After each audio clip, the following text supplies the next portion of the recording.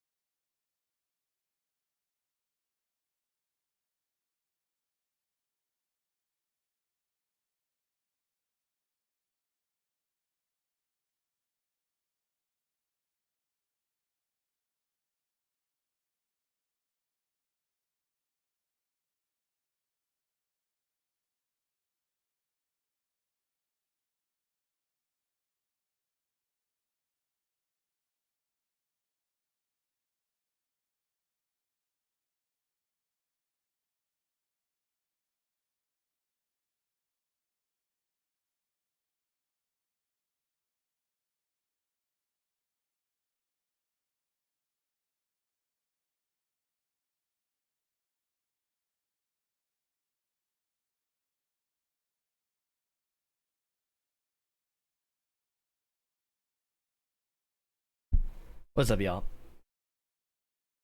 Thank you, Ottoman. To answer your question, Distracted Writer, yes. Just played my first games of Tekken again. I must say the game might not be as cooked as I thought. Yeah, I think for outside of particular matchups, it's pretty. It's getting better for sure. What's up, King Ray? We got our first top 8 of Tekken 8 as a YouTuber. That shit hit. I was kind of playing like but I was playing well when it mattered. It's pretty good. I lost to Shadow and Shake.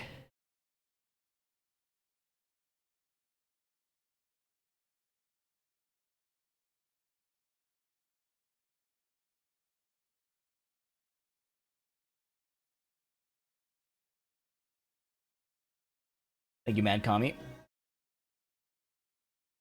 Was my motivation for competing again? I got you.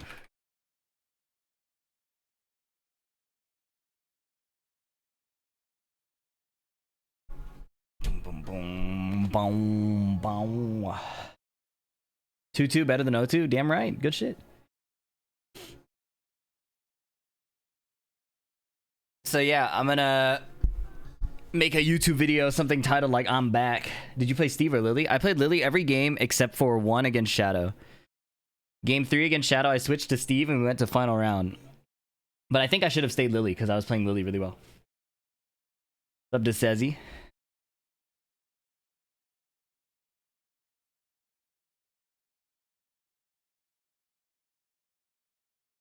I had a breakthrough with Lily.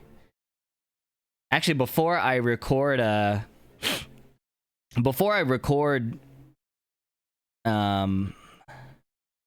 YouTube video, I want to show you guys my inspiration.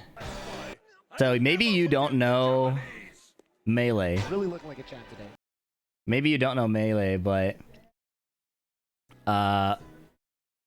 this character I used to play, and this era of Marth when I was studying kind of inspired my approach to Lily. Jesse Quick, thanks for the prime, and known as the Eye Patch, thanks. And Misato TK. I have less and less availability to play in them. Yes, I will carry the torch of the dude 10 years younger than me. Something's weird about that, but I got you, obviously.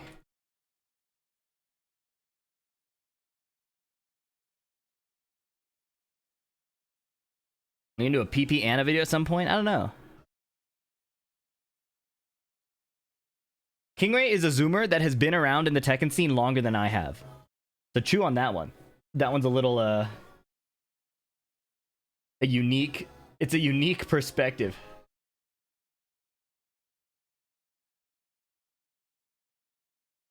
Who's the guy in the clip of this tournament? Left needs to learn some respect. Chillin', dude.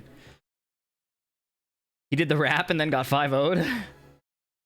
That shit was really funny. He's a really good sport about it, though. How can I enjoy playing against Leo? I think Leo's one of the characters in Season 2 that is not fun to play against at all. I thought they weren't fun to play against in Season 1 either. Was that Risky Sweet? Good shit on commentary. Thank you. After competing in the upcoming tourney, will you continue? Probably for Evo, but I probably won't. I don't know what'll happen after that. I'll decide after Evo.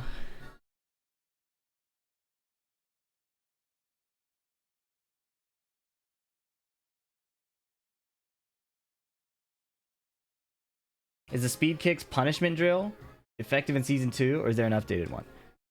It's the same drill. It's not a punishment drill. It's a, like, eyes and hands warm-up. Alright, so look at this. This is Fox versus Marth. Alright, raise your hand in the chat if you don't know Melee. You can press, like, 2 or some shit. Alright. Battlefield. Not bad. Yeah. Raise your hand if you don't know Melee. We can get around that. Yeah. But PPMD already opened up. I like the dash dance after the fourth. So that left in knows how to DI out of that situation. Yeah. The thing to watch, like, okay, so how much do you not know Melee? Is it like you don't know at all how the game works, or like you don't know like what high level play looks like? Battlefield, yeah. What if we do speak when being spoken to? Zero knowledge. Okay, so how the game works is instead of having an HP meter that goes down, you have a percentage at the bottom that goes up. Okay? So when you take damage, your percentage goes up. What is it a percent of? I don't know. It doesn't really matter. The higher your percent, the more knockback you experience when you get hit. Okay? So look at this move for a sec, right? Fox grabs him, throws him up, and then does an up air. He falls back like what? Like this far on hit? Because he's at what? It hits him at 20%. Okay, so 20%, he gets knocked back like this far. If you look later, around say like a 80% or 100%, that up air will knock him off the screen. And that's how you die in this game. You see how he just died? He fell off the bottom, out of the boundaries of the map, and then he lost a stock. There were 4 stocks, he's down to 3. You respawn, your percentage is back at 0. Okay? He knows BB's gonna take that. There's no courtesy All right. going on here. As you can see, it's a 2D game mostly. There is technically some 3D, but it's not like something you interact with intentionally. And your goal is to knock the opponent off the screen. They don't like get KO'd. They gotta. Okay, you see that? That's the same move from before. Up throw, up air. Marth goes flying off the top of the screen and dies. Single hit up air. Was that an FD bug moment? Well, this is Battlefield, so good try. Yeah. This is Battlefield, not Final Destination. Oh, what a commitment by PPMD. Now, low percent. I guess he wasn't afraid of the punish. That's how you kill people in the game. You knock them off the screen. Build up percentage, knock them back farther and farther, and eventually they die, right? Because they just can't. Because they get knocked off the screen. If you haven't seen the Super Smash Bros. Melee documentary, that's also a good one. Okay, see that? He hit an up smash, right? Jab, up smash, little backflip kick, and then at 80%, up to 110% or so, he goes off the top and dies. How often can they use the bubble shield thing? Good question. If you hold shield in this game, your shield starts to shrink. If you get hit on your shield starts to shrink, right? So you can't block forever. 100% does not mean instant death, but it usually does. Your shield deteriorates as you get hit, and it gets smaller. As your shield shrinks, you see how Fox's tail is sticking out? It probably wouldn't happen in this case. But exposed body parts from the shield can get hit. Yes, characters at different weights and knockbacks. So it's not just weights, but also like fall speed. So you could theoretically clip Fox's toe here. I don't think it's practical unless the shield is much smaller.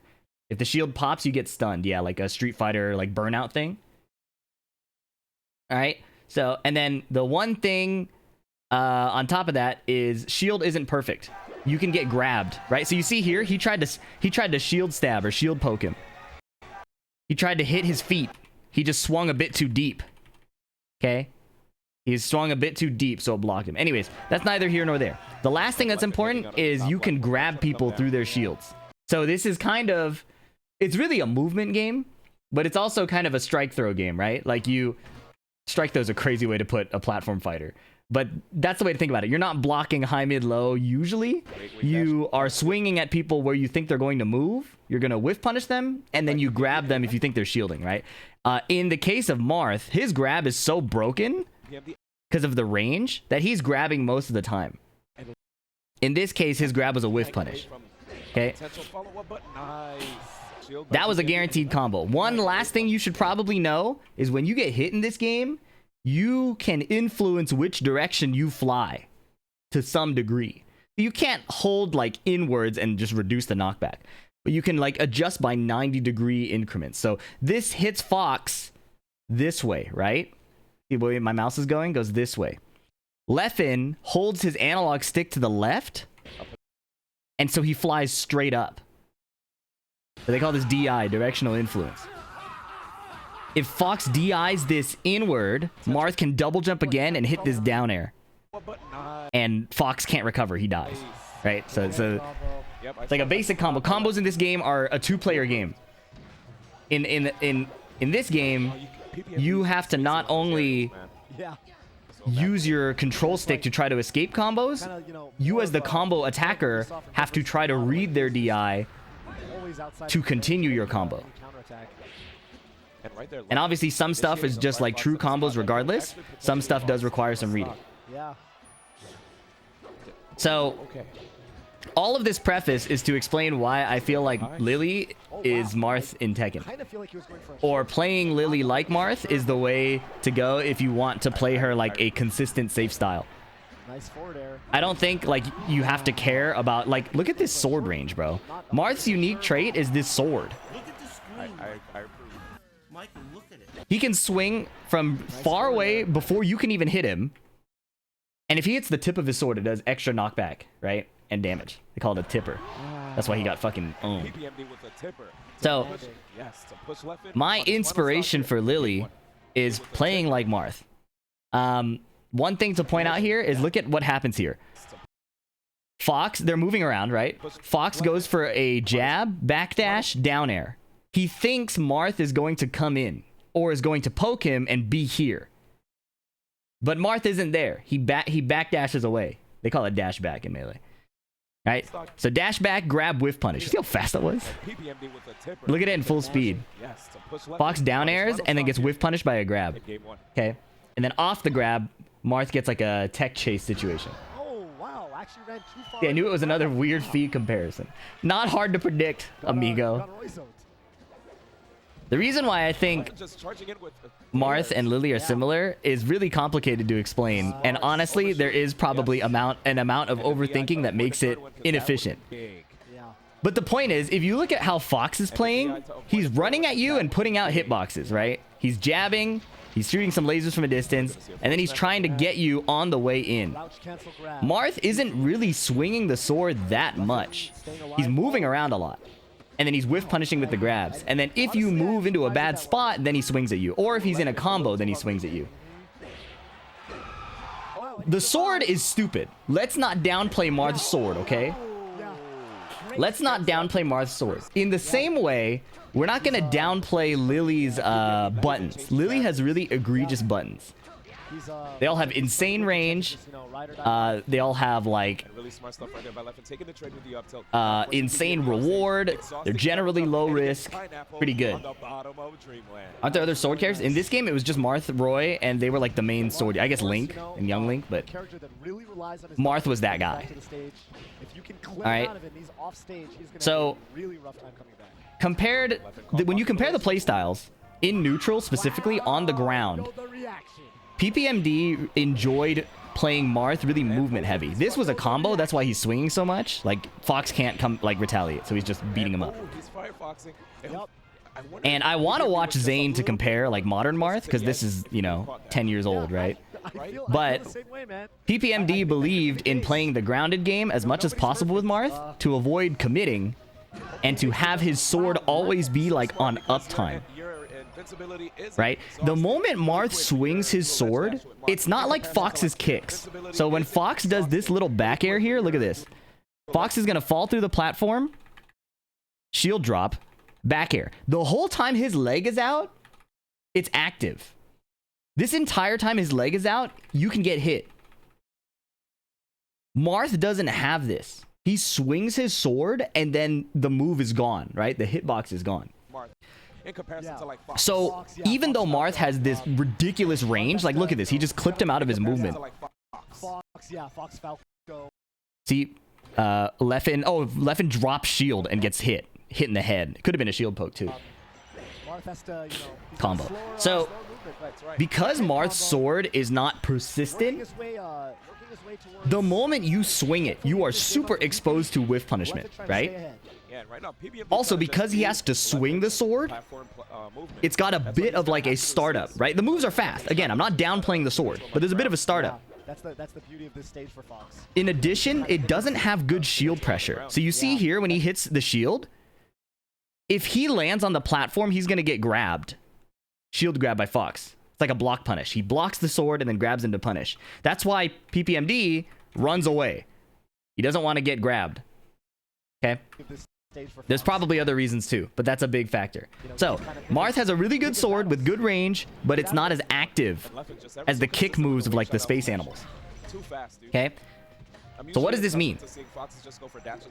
If you as Marth, where your sword doesn't really give you like plus frames on block into a mix-up or cross-up opportunities, and has like this cooldown, it's actually risky to swing your sword too much. You see this? This works because he's invincible, right? When you spawn off the platform, you're invincible. He double swings the forward air, and for some reason, Leffen did a down air. Maybe he was reading a dash up grab or something. But here, Marth is fully whiff punishable. He's actually standing still and messes up his movement and turns around. Right here. He's whiff punishable the whole time. He turns around, he's whiff punishable. And then he runs away. But Leffen is doing a spot dodge, which is like a little invincible sidestep to try and avoid getting grabbed. All right, so that's why he didn't get punished. Marth has long cooldowns. And when he swings his sword, he like loses pressure, right? The whole thing about Marth is that if you're in the sword range and you get touched, you get comboed and like tech chased to death within a certain percentage, right? At high percentage, it's a bit weird. So it's in Marth's favor to just move around, make you like think about when he's gonna swing and then be wrong. And then he whiff punishes you, he grabs you, or he counter hits you with the sword, like clips you out of your movement. I think Lily, because she has the evasive movement, because her hitboxes are really good, but have clear weaknesses, kind of like Marth's, and she can really like die for it, it ends up looking similar unless the Lily player is willing to kill herself. So I was writing about this all night, and I feel like a mad scientist. Like I might not be cooking, but I'm pretty sure I'm cooking because it helps me play better. Okay, did he land? Yeah, he's gonna die here. That's it. So the way PPMD plays Marth, which I was saying, is he moves around a lot so that you never really know when the sword is coming, and if you make a mistake in sword range, you get swung at or grabbed. So look at this. He's moving in and out of range. Leffen backs up to the corner. Let me play this in slow-mo. This will be better. All right, look at this. He dashes in, dashes out. So he's going back and forth. This is like forward dashing and back dashing in Tekken, like out of a certain range, right? It's pretty similar. And then he gets this grab because his movement cornered Leffen. And then Leffen lands and tries to advance to take space back and gets grabbed. Once Marth grabs you, you're in hell, right? At this low percent, he doesn't get the chain grab, but Marth has like a pseudo infinite into guaranteed kill if you're really good at reading DI. Marth needs to get back to the ground. Now he's chasing Fox. Bit of whiffing going on. They're running into each other, right? The movement is so fast that you're making predictions on where the opponent will be. That's why you get weird situations like this where they just like run into each other because Leffen's not expecting him to take space and PP is not expecting him to stay there. Right? So when Leffen crosses him up, they're both like, oh shit, you ran past me. Oh shit, you ran past me again. It's because it's so fast, right? So they both disengage. Now, when Leffen decides to jump here off the ledge, or like back on the ledge, he made a mistake and slid off. PP recognizes he's in the air, and being in the air is kind of vulnerable. You can attack fast, but you can't block. So he gets hit by the neutral air. Messes up the hitbox a bit. Leffen gets a little like turnaround situation, like a reversal. And then if he's holding the ledge, Marth can't hold the ledge. Anyways, my play-by-play I know is distracting from the Lily commentary.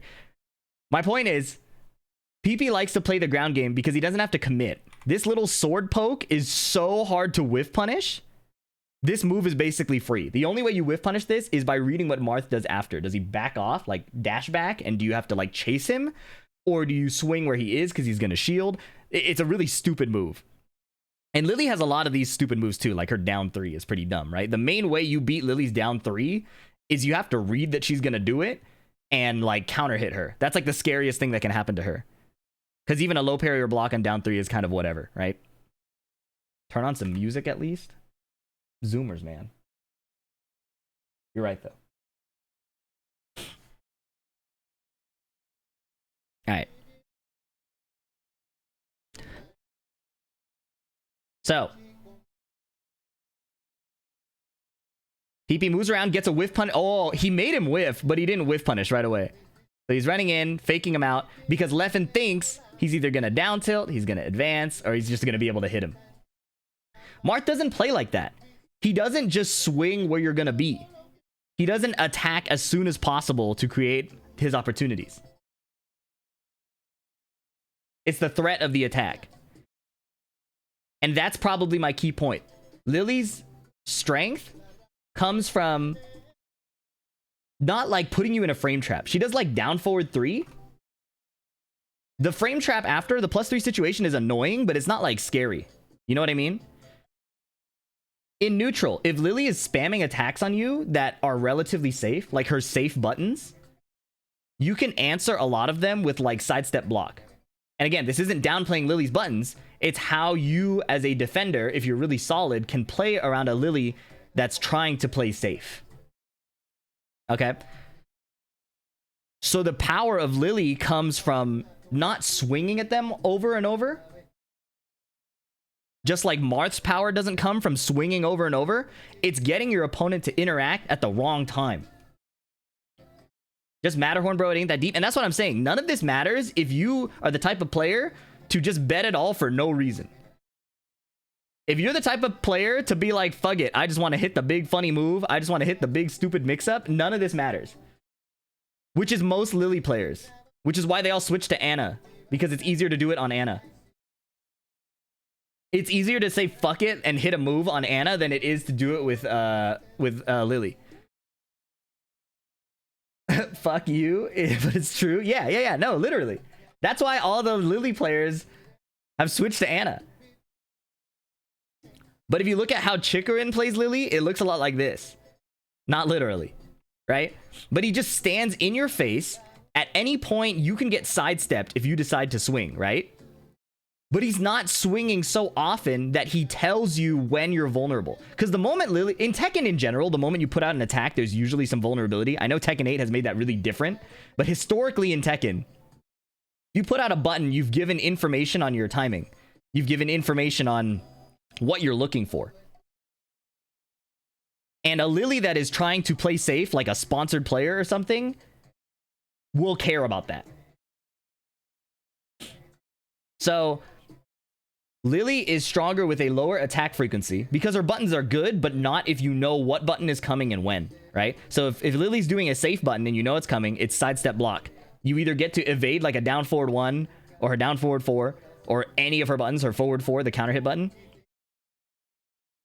Or you eat a down 3 and it's not the end of the world.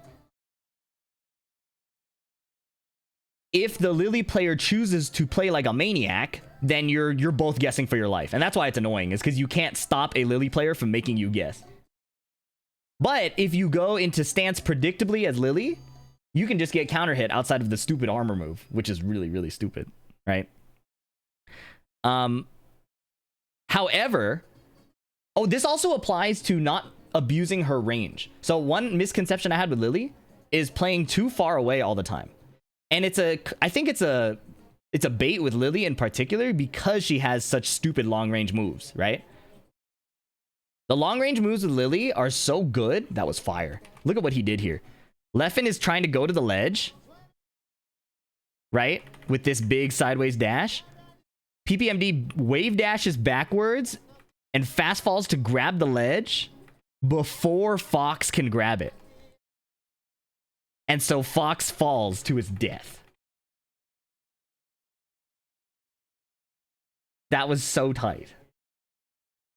Jab, wave dash back. Stole the ledge. But yeah, anyways, Lily at long range is very... like the counterplay is clear as an opponent. It's do nothing. You're never going to compete with Lily's range. You're never ever going to compete with Lily's range. There's the range 5 homing move that's high and the range 5 counter hit launching mid that's linear. You don't try to outplay her there unless you're like Clive. And even if you are Clive, trying to outplay her there, you're flipping a coin. Trying to fight with Lily there is flipping a coin. Okay? So as Lily, the moment you start trying to play from that far, you've given up, you're actually giving up pressure. You're telling your opponent, okay, don't do anything, just look at me. And if they look at you long enough, they'll figure out when you want to attack and can apply counterplay there. And then if you go up close and you always go into stance, it's like, oh, obviously he wants to go into stance now. So, the inspiration I took is what PPMD does here. He's always in threat range of the sword or just outside of it, which is a fighting game thing in general. If you play Street Fighter, this is a very common fighting game thing, right? But he's constantly moving in and out of threat range, but he's not really swinging. He gets grabbed there. He's waiting for Fox to jump, to swing, or to whiff. Or if Fox jumps at like a bad range because he misread PP's movement, he can get clipped by the sword. And if you watch Chikarin play Lily, he stands right in your face and does nothing. And if you poke at a bad time, you get sidestepped. If you go low at a bad time, you get hop kicked. If you swing at a bad time, you just get hop kicked. She also has 1-1-3.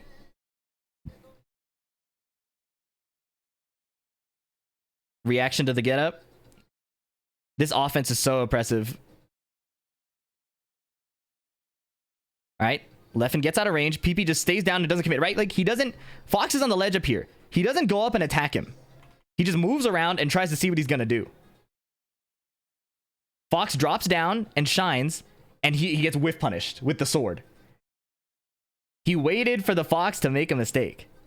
But this can't happen if PP isn't in range to swing the sword in the first place. If he's in the corner here or here, Leffen just drops down for free. In the same way with Lily, you have to be close enough that your opponent thinks they can hit you. It's not a trick to your opponent if you're standing across the screen trying to hit 3+4 and forward 4. It's not a trick. Lily's 50-50 after a combo or reset is really good. Yeah, it's like Marth's chain grab, where once he touches you, he just combos you and tech chases you to death if you're good. That's why Zane is so good. PP stays down made me chuckle. You guys.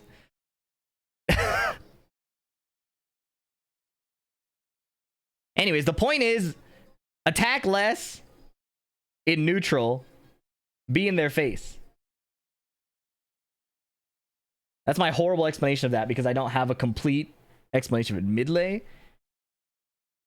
Insulting melee by calling it mid has to be a self-report. But I also know you're trolling. Clipped out the air.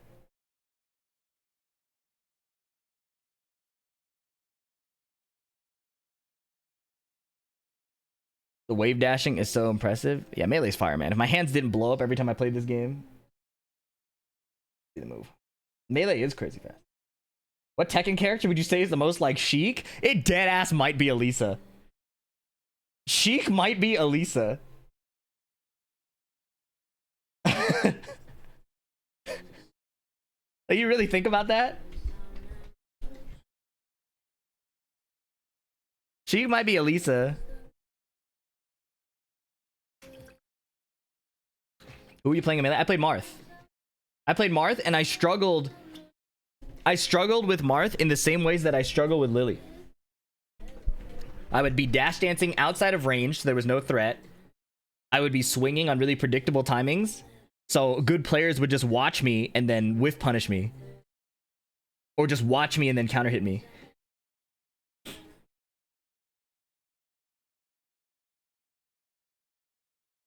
Of course, a Noxus player would play Marth, you know?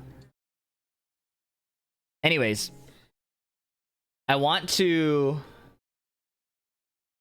make a return to YouTube, but I don't know which matches to review.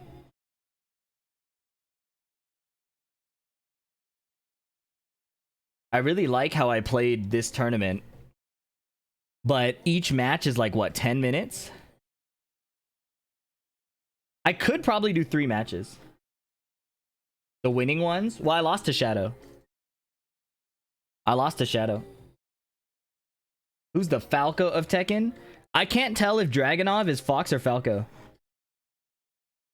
Dragunov might be Fox.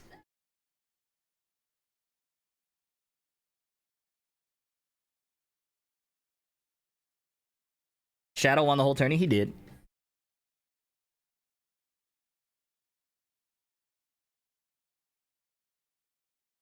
I think Falco is Claudio. You're tripping balls.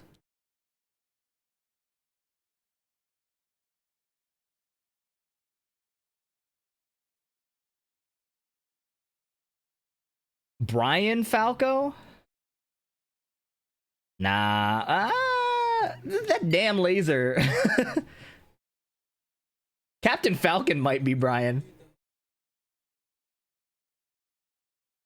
Captain Falcon might be Brian.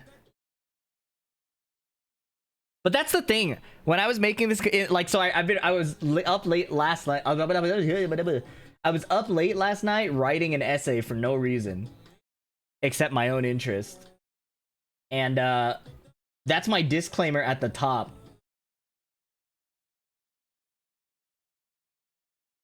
My disclaimer at the top of this is the danger of explaining Lily Marth is forcing half-baked comparisons or looking for similarities that don't actually exist, because Melee and Tekken are different games. If something doesn't make sense, it's very possible that FDX is overthinking and is missing key info, or is missing key info, understanding, insight in Melee or Tekken. Also, keep in mind that none of this really matters if you're the type of player who enjoys high-risk, high-reward gameplay. The thought process is specifically focused on how to pilot a safe Lily. So, yeah, your brain a little different, and your brain a little too adjacent. So, careful before you friendly fire. How do you retain the information about block punishes? I train it for like an hour and forget in real match. Punishment training is the more you do it, the easier it gets. So the initial punishment training climb is really steep. But after you know how to punish, adding another character is really easy. It's a vibes thing after a while. I wouldn't go that far. I wouldn't say it's a vibes thing. If for good punishment. I would not say that. Vibe-based punishment is very NA. But using that as a comeback did in fact make me slightly annoyed for a second.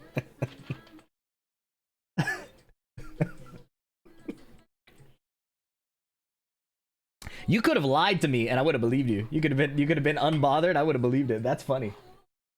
You're a real honest guy.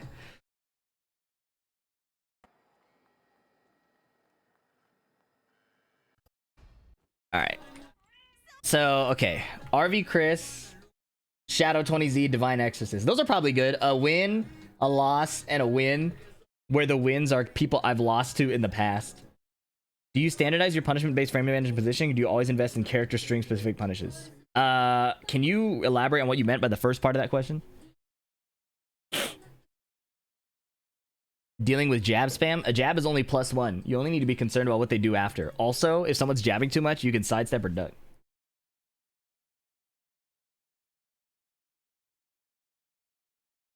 Or punch pair if you really feel like it. But a jab doesn't necessarily demand a response, you know?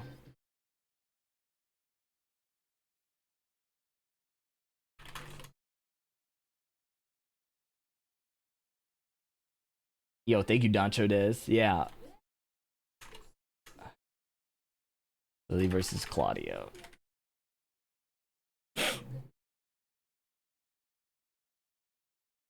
The only thing I'm concerned about in making this video is if I compete, I'm giving people stuff to study about me. You know, that's the one, like, hesitation I have.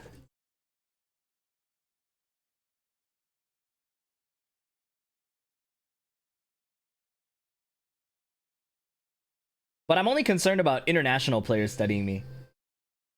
And to be honest, If an international player is studying me, they're wasting time where they could be studying for like Shadow or Kingray, you know? So it might be worth it.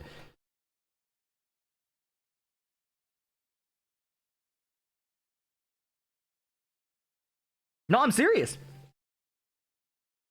I'm serious. If they study me and I see it happen, I'm gonna make fun of them after. I'm like, you know, that's time you could have spent studying for Kingray. What are we doing here?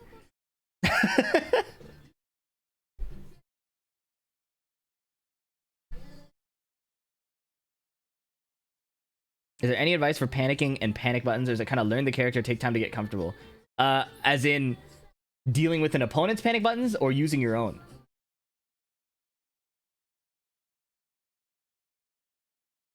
I'm really glad I tweeted this clip also. I tweeted this clip because I felt like the YouTube views were slowing down, but I also thought it was funny enough that I really wanted more people to see it.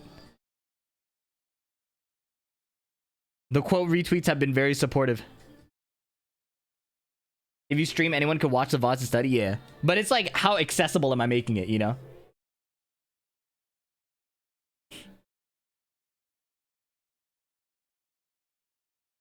Toonie has enough points to where we don't have a higher roll. Does he not have Ouroboros? Ouroboros just isn't showing up yet. I'm also running out of colors. He has Ouroboros already? Should we make like a prestige system? Like we put him back down to the bottom?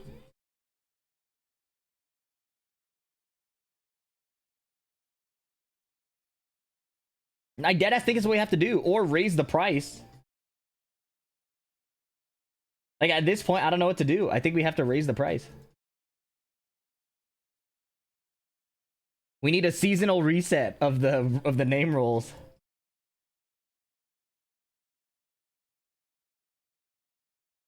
Or like a secret chat room. Oh, maybe that's what it is. Maybe a secret chat room.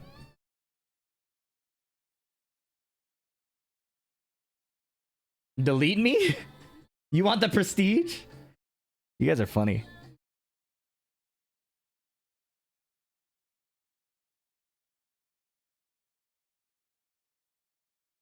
This is so funny.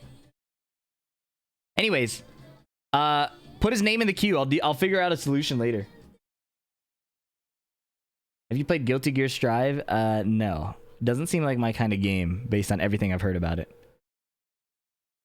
And everything I've watched about it.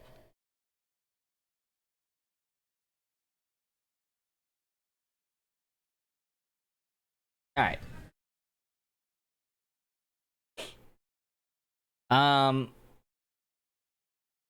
Let's just watch these and see what notes I want to take.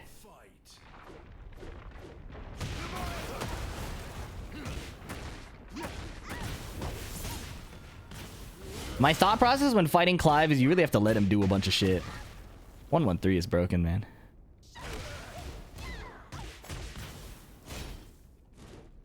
Lily is so fire.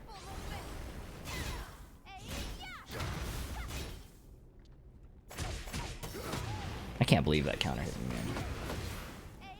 Would you play Strive if Melia was uncontested top 1? Probably not.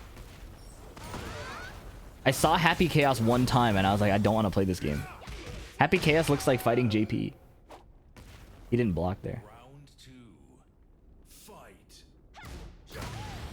To business.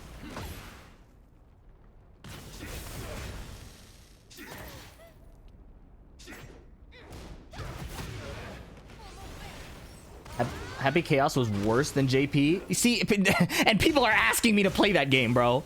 We can't be serious. We can't be serious that there's a character more obnoxious than JP and the people want me to play that game.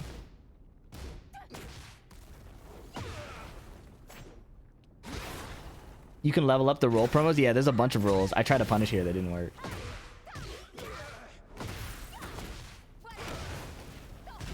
T8 report. T8 report, bro. T8 report. That shit was so dumb. Round 3. Fight.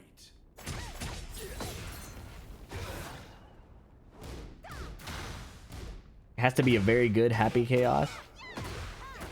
To me, it does. If I'm playing a game I don't intend to remain at a particular skill level. I hope to continue improving, which means eventually I'll have to fight a demonic happy chaos player that makes me want to eat my controller. That was fire. Yep.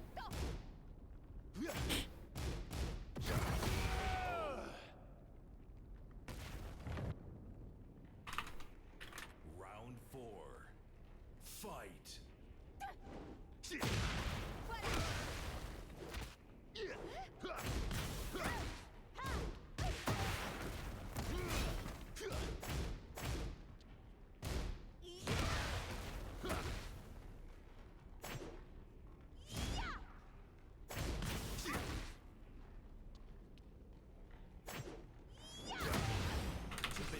Clive is so weird. I don't have good advice for Chloe. It's like, you gotta play slow.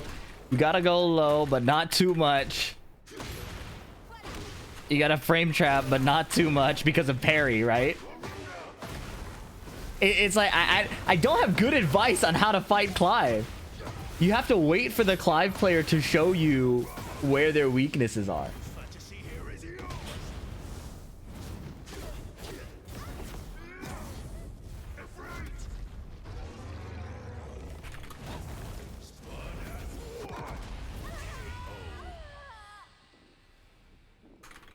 Final round. Fight. What if there's no weakness? It's a human being. There's always going to be a weakness.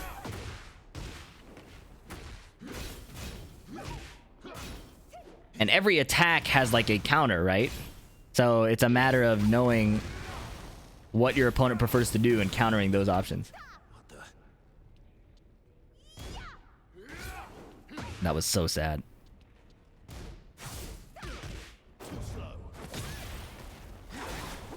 That was insane.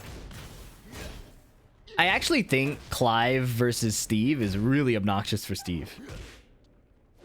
I personally feel like I have no clue about how to approach them. Like, well, I have a clue, right? It just doesn't feel good. Because you're picking Steve, and your whole thing is not really going low.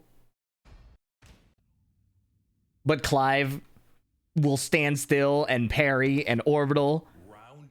Or I'm sorry, Clive will stand still and not really spam attacks on you unless he's like in heat, or the strings that he does spam are like safe.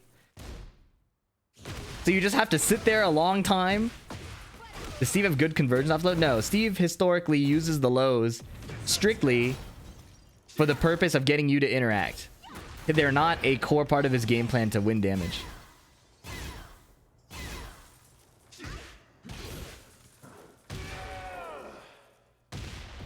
The range you want to kind of play in Clive, you mean as Steve? Or in... What do you mean?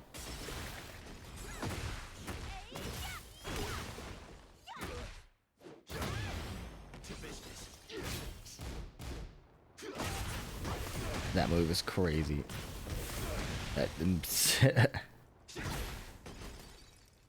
Yeah. If you try to play the Newmon Steve against Clive, he just hits you.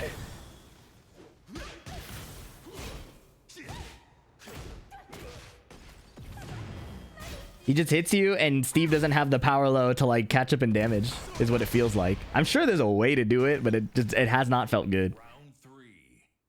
Fight. Good hit, confirm. That's homing. Even though Lily can step behind him, you have to just hold that. I'm pretty sure the only linear move after Heat Engage is running 2.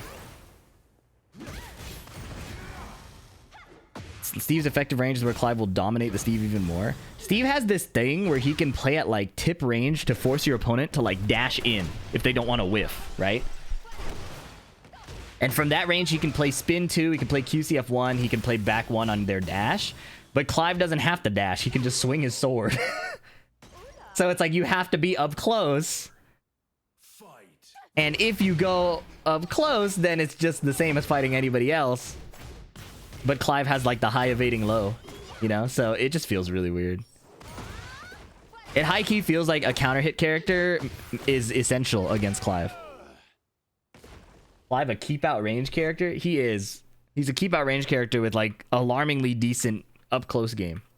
Next one. I don't want to call it poking. Fight. It's just alarmingly decent up close game. Convo with FD, it was dope. Oh yeah, that was funny. The chat kept calling him Unk for audio issues and stuff. Where's my music, man?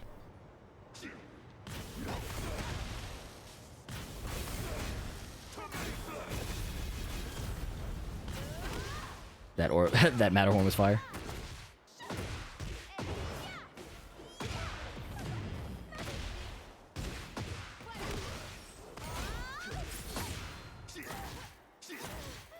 Like, you have to let him do that low. Unblock it the one time it really matters, you know?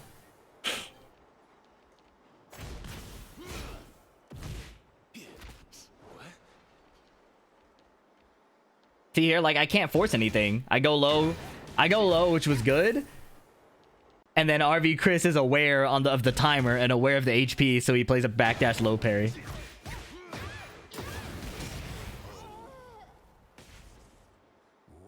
Really with the sweep though? I could tell he was doing nothing, so I wanted to go for the legs, but at 10 seconds when the timer's beeping at you and the HP's that low, it's kind of obvious. But you see how he's not blocking low, right? I guess with these reviews, I can talk about the opponent more than I talk about myself.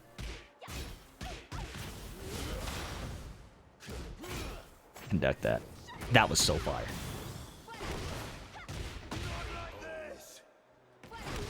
My music is not necessarily safe for that. It's the OBS setting, so that Twitch doesn't save it to the VOD or the clips. If you listen to the actual clips, there's no music. Yeah, you have to hit Clive low, man. Is there any reason to try for low throws in this matchup? Throws are fine. Throws are better in Tekken 8 because they beat Power Crush and Parry, right? So like, throws are good in this matchup. You just have to be so patient. Yeah, look up a Twitch VOD track or something. That should help you. Ooh. You can't rush against Clive. Yeah.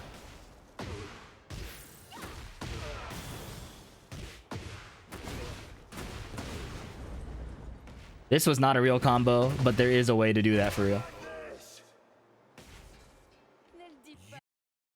Alright, how long was that? I didn't see how long the downtime was. Downtime is like a minute per match? Minute per match. I think we could do 3 matches, like 8 minutes.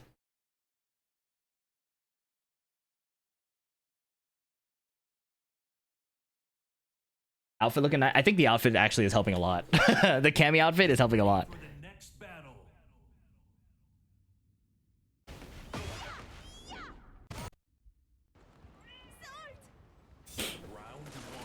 24-minute vid. Well, probably 30 after I yap.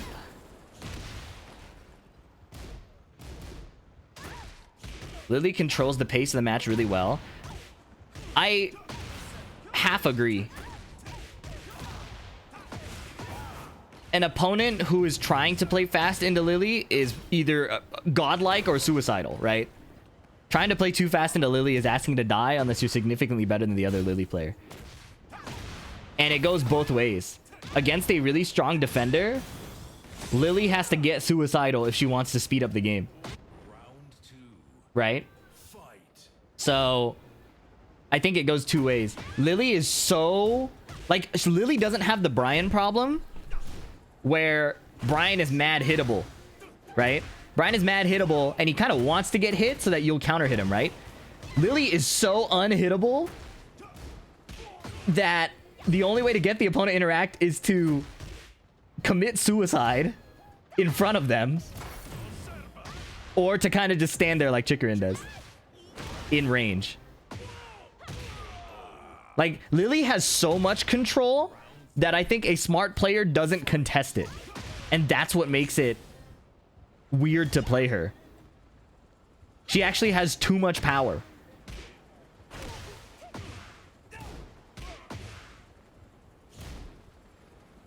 But if I choose to say fuck it, my opponent, like, she's really privileged, man. Lily is so privileged. If she decides it's time to die for one of us, the opponent has to agree. You know? That's like the peak. That was so fire. That is like peak privilege. She can decide the fate of both players. Round 4. Fight. Backdash whiff punish preemptively. Yeah, like she's in back turn, one of us is gonna die. Did you just duck there as a read? Yes. I had a feeling, but then I got shot twice and the wall blew up.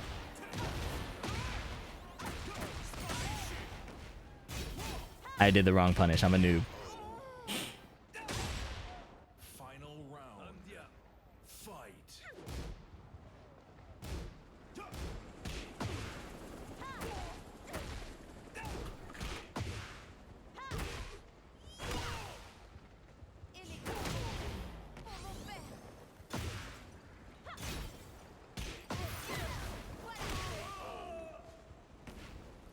Thank you, official Emmy. Yeah, I played game one super well. But you see how I'm staying up close and it baits him to respond? Right after this noob play. Look at this. I'm in his face. Dashing sometimes, blocking other times. He does the counter hit button. Gives me a punish. I stay right there. If I back away here, he's not going to swing down forward too. He only does these moves because he thinks I'm going to attack. Now, I hit him in the feet. He tries to disengage a bit, right? Look at this. Tap the toes, counter hit. Now I stand there. Instead of dashing up, I throw my counter hit. He happens to sidestep. But it wasn't a clean read of my timing because I didn't dash. Raw back turn to catch his hesitation. 1-1-3 is so broken, bro. I mean, she needs it. I'm so bad at downplaying.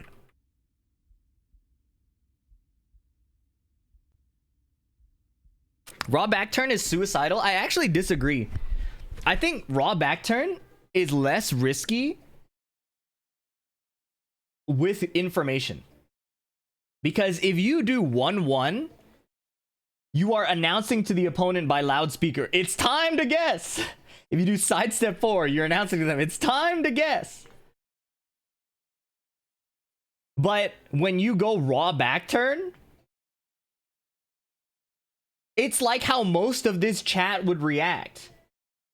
If most of this chat room were just moving around or like talking to a girl and she suddenly turned around, they'd be stun locked. They'd be like, what just happened? What's going on?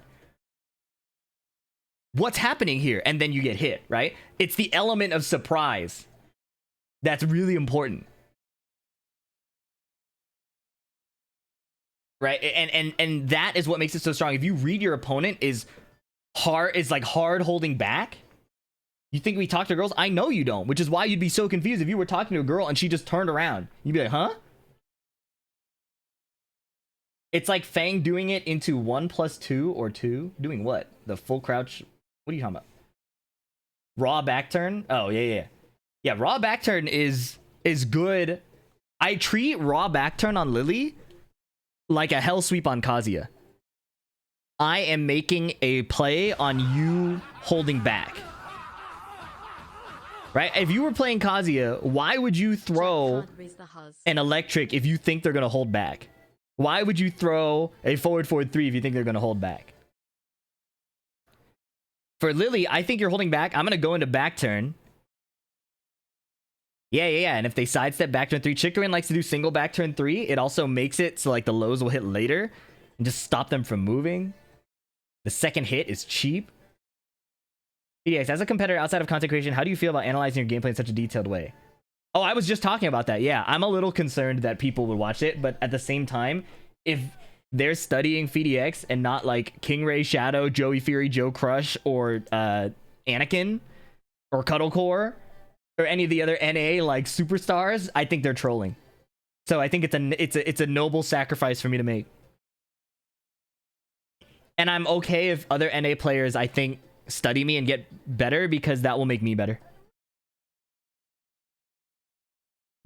But yeah, I want to put this on YouTube, not right now, but I'll do like a better package one. I just need to review the matches.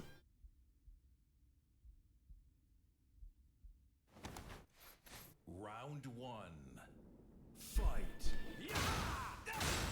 Shadow starts doing the stupid ass move, up forward 2. This Claudio move is so stupid.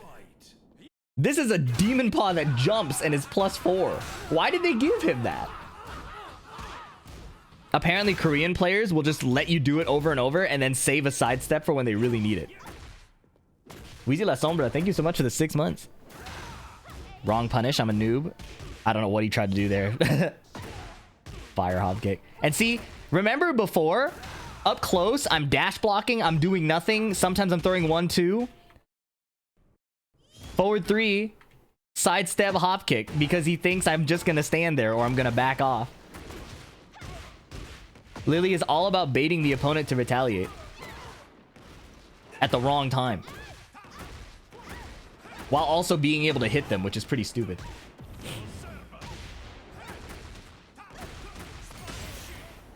I've started playing Tekken after 15 years. How long have you been de-rusting? It takes a lot of time to develop stuff in this game. If I come back after a break, I play like a robot for like half a week, if not 2 weeks. It depends.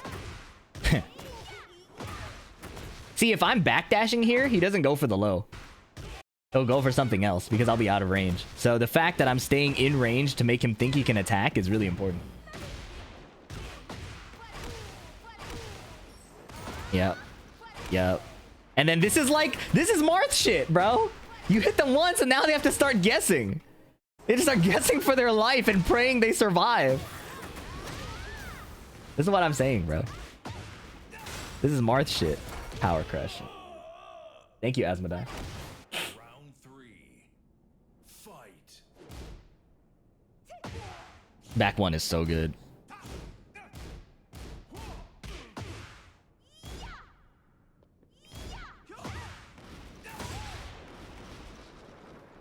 Only Lily can do that. Wasn't it everyone if the player has good movement? I don't know what you're asking. I'm talking specifically about the Lily Okazemi at the wall. It's dumb. She needs it though. What's up, Elix20? June 236. Thank you for the 2 months. Chat can't riz the huzz. I'm K3. Thank you. And that boy Bush. Sorry I missed those, you guys. And thanks Jesse Quick. Yeah, so Shadow started developing. I say developing. Started playing these demonic hop kick timings that started killing me. This was fire. This was good. We both backdash twice, both run up, and then he hop kicks sooner. This is really funny actually, because me and Shadow are kind of adjacent in playstyle, and he made a great timing adjustment there. That was this is cool. Backdash, run up. I do backdash button and he does like a half beat timing. Round 4. Fight. This is sick actually. He did a half backdash, I did a full backdash. Now this Tekken, I'm addicted. I'm addicted to Tekken, man. Talking about how you're staying near him to bait him into pressing a low. Yeah. It's not a Lily unique thing. But I think it's a common trap for Lily players like me to back away too much and play too far away. You can't get those opportunities if you keep backing away. She has to stay in threat range. Because she's actually a counter hit character in disguise. Broken ass. I switched to Steve. Round 1. Fight.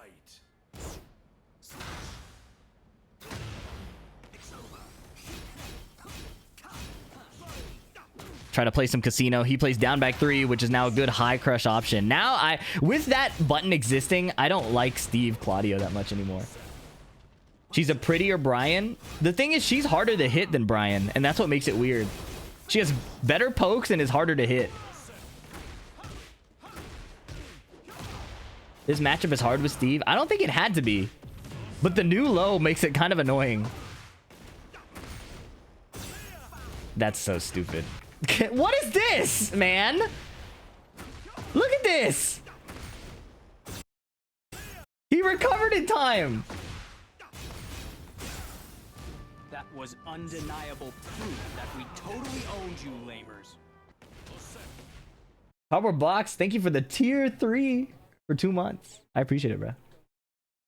So generous. Thank you. I remember back in season 1, a lot of pros were saying Yoshi was one, if not possibly the best character, but other than a handful of character specials, I never really saw him in tournaments, and even then he definitely didn't top. I understand he has had really good duels, but I don't really understand how high they put him. I could definitely be missing something, though. Yeah, so the nicest way I can say this is a lot of really, really good characters don't get represented at the top level because the player bases that choose those characters are not that optimized. There are a lot of people who pick a character because they because they like the character more than they like the Tekken that would make the character obnoxious, right? So like Glaciating picked Lily because I wanted to see how he approached the character, and he said it was the most boring Tekken he's ever played. He's never going to do it again, right? The skill set that got him as good as where he's at is not stimulating to use on a character like Lily unless you're like a sponsored player that wants to win. Because Lily has so much control. A player like Glaciating wants interaction windows where he can outplay you. But the only outplay to characters like Lily and Clive is to sit there because you can't outplay them. In terms of like going button for button, movement for button, movement for movement. You have to let them do their thing and expose themselves, and then you punish that self-exposure. That indecent exposure. Yoshi is a similar way where Yoshi players outside of like Kane and Trench and iMusician and Trizzy the Rapper tend to get like lost in the sauce. They get like, they're like, I want to do the funny Yoshi stuff more than they want to like be a dickhead. Like if you saw Farzine's Yoshi, that is great evidence of a strong Yoshi that is not lost in the sauce. Tekken historically is a game where a lot of players stick to their mains. Yeah, until like Pakistan and Tekken 7, it was a character specialist game. What about Lars? Same thing, bro. Lars players are deranged. All they care about is doing Twitter combos. Did you end up asking Shadow about whether you think switching to Steve was worth it? Oh, let me ask him.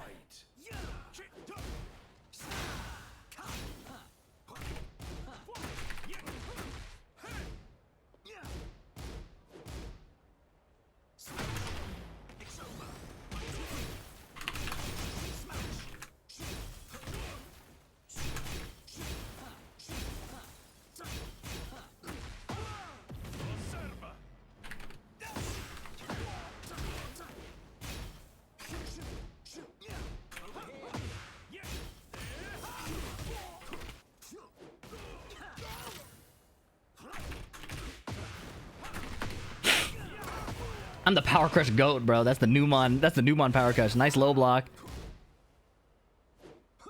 Spin down 2, baby. The homogenization of the game, yeah, that's also a huge factor. What's up, Miro Mizunochi? You think Azu's in an egregious position? No, but I think she has some dumb shit. That full crouch low is really obnoxious.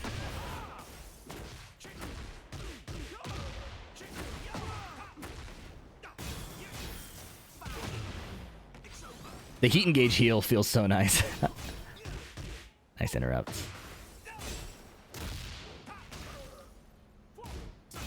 That's Tekken 7 punish, bro. I'm such a noob. What's up, Dryer Buffalo? So you can tell I'm looking for the low crush and then or the high crush, and he does it twice anyways.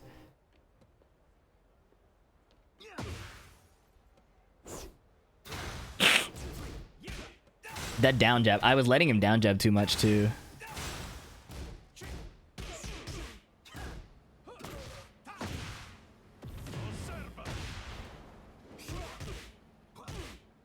I think Steve... I'm a fucking noob, man. I tried to Shoryuken him.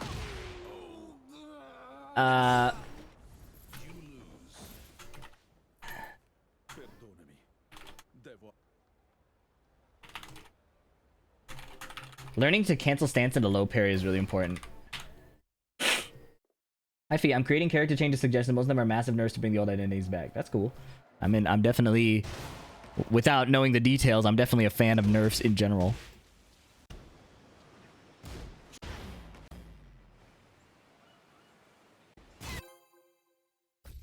You think the full crouch engage thing is the biggest problem as people are thinking? I think we haven't had a chance to see it implemented yet. I don't think people are even using it close to how much as they should. It's the kind of change that require that, and the sidestep change requires so much like adaptation from the player base that we're not going to see. I don't think we'll see the effects of it until maybe a year from now, or maybe EWC at the earliest. But a Law player slid on me outside of off the heat engage, and I almost cried. Law did hit 1-1-1 into slide, and I almost lost my mind. So, you know. Video on movement cancels? Not really outside of my beginner guide, maybe? I don't know. Brian has the most nerfs. Brian has been, like, sneakily buffed almost as much as Elisa has throughout the years. Crouch cancel guide, that's it. Oh, good call. And I think there's like a loose Lily do glide guide, but Lobby sliding on the hops. Hold on, he might be about that. Are you about that? You have to punch him in the face 3 times, then slide on him. Lotus, chat was having a lot of fun with one of your messages on one of my videos. It was I'll pull it up. But if it has no follow-up combined, okay? And then this green name comes and says, oh, he can spoil it. You guys suck. You guys suck. And yeah, this song, this is what that guy heard. He heard this. He saw my face. Did I miss it? Oh, yeah.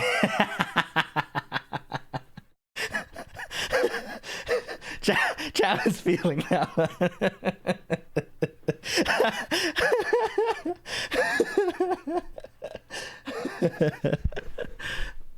I'm glad I tweeted that video. That's funny. I might have to pin that one. That might be my new pinned tweet.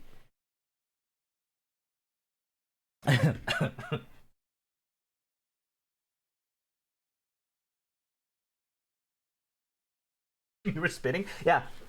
It's the first time in a while. Is that true? Maybe not. It's one of the most memorable times where I feel like my ethnicity has served me. You know? You know, I carry a lot of baggage. But I think it's one of the few times overpacking has served me.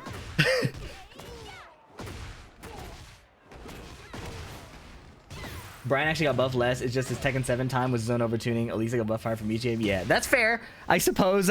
Yeah, I'm a newer school in that sense, where my experience is seeing Tekken 7 to Tekken 8. I cannot be associated with Law players. I already play Hwoarang and Reina. The real legit Laws, I feel like clean up the reputation. No, you got Landon, you got Ninja Killer, you got JJ Breeze. You got Double. There's 4. The Fantastic 4.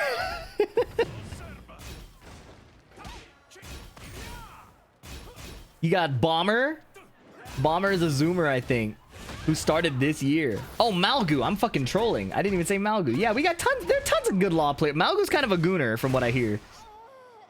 But that's neither here nor there. Who are your favorite Lily players? I take inspiration from a lot of Lily. Well, okay, let me I said that wrong.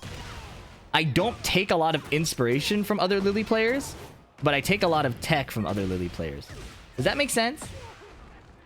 The way a lot of Lily players play is not how I would want to play. I also, and this is gonna sound really arrogant because I'm a fucking YouTuber. I can't believe that didn't work. This is gonna sound arrogant because I'm a fucking YouTuber, but there's a lot of Lily play, when I watch it, I ask like why. Yeah, you're saying they aren't doing it right. We hear you. No. I'm saying that when I watch their gameplay, that's a thought that comes to my mind, but I'm not enough of an expert to stand on that, right? I'm not confident enough. Well, recently I've gotten more confident. But until literally like yesterday, I was not confident enough in my Lily to go up to another Lily player who places better than me, plays her more than me, and wins more than me, and say, you guys aren't doing it right. You know? I wasn't at that position yet. However, now that I feel like I finally understand it better, I feel like I could be more confident in the things that I say. Like, some of the best Lily players I know are the ones who are just really good at me. That was so fire! Oh my god! I was yapping. I forgot I did that. Look at this. Sidestep right on the back four. He tried to shoot me. Oh! That was tight. Self-glazing stream, you are absolutely right.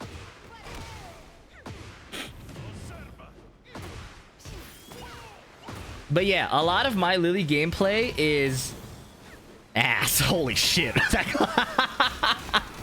lot of my Lily gameplay is butt.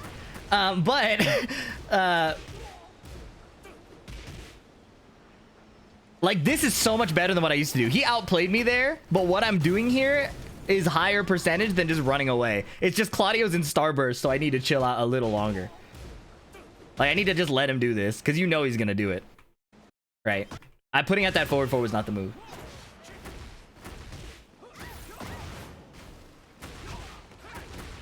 That was not the move. But aside from that, that was tight.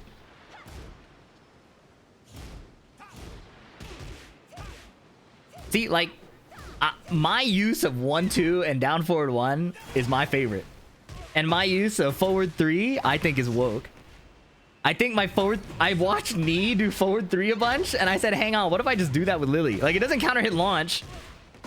But the way that Brian can forward 3 and play the game after reminded me of how Lily can hit forward 3, and she still has pressure because her sidestep is still on the table. You know? Forward 1+2, 1+2 is a heat-seeking missile versus me. Well, aren't you European? I feel like that's a very European issue. No hate. No hate, like, just genuinely.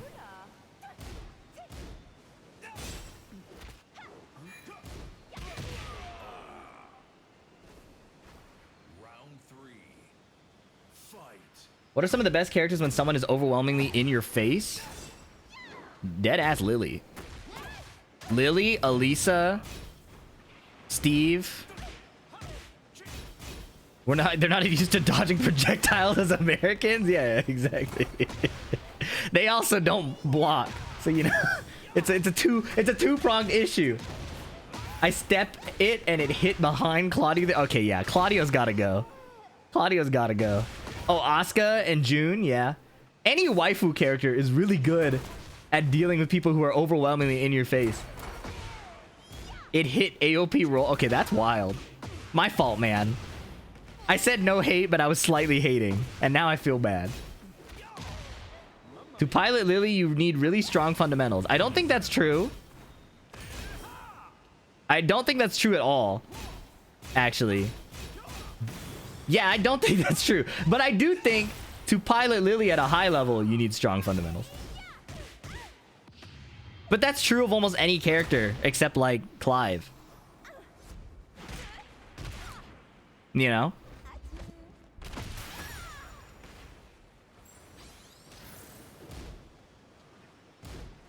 He has no Starburst, so I can play a little more hand. Oh, that sidestep was cold.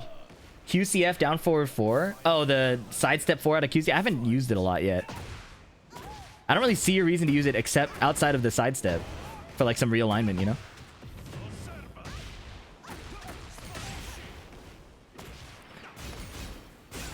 Nice try, buddy. Tried to shoot me.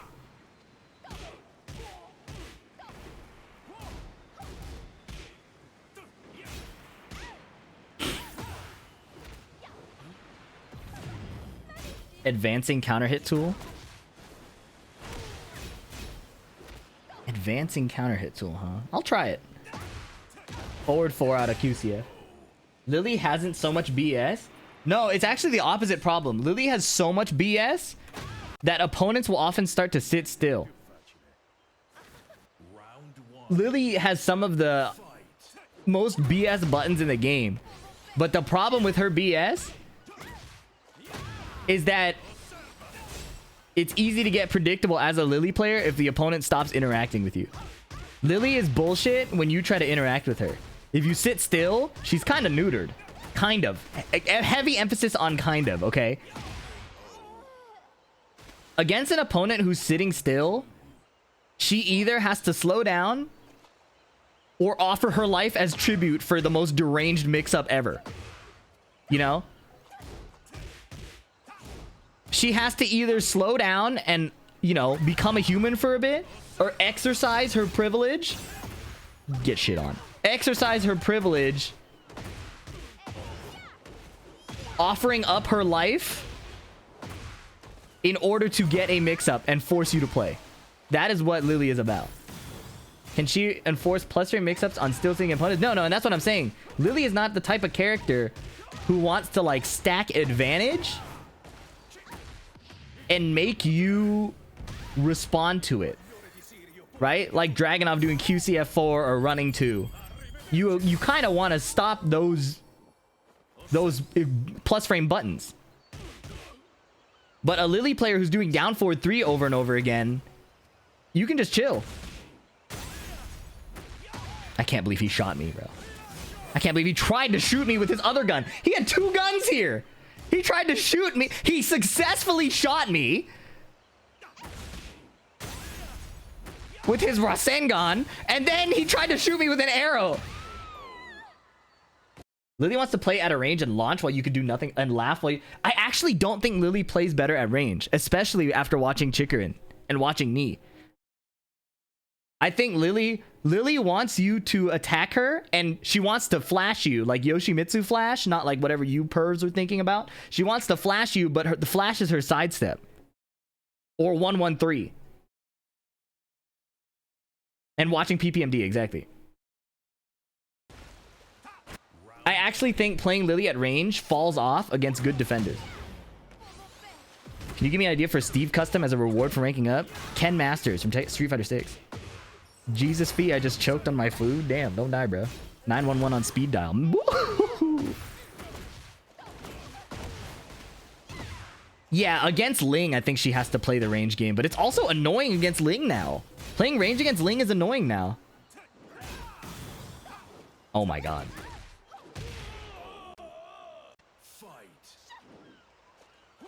Regular standing 3 is fire.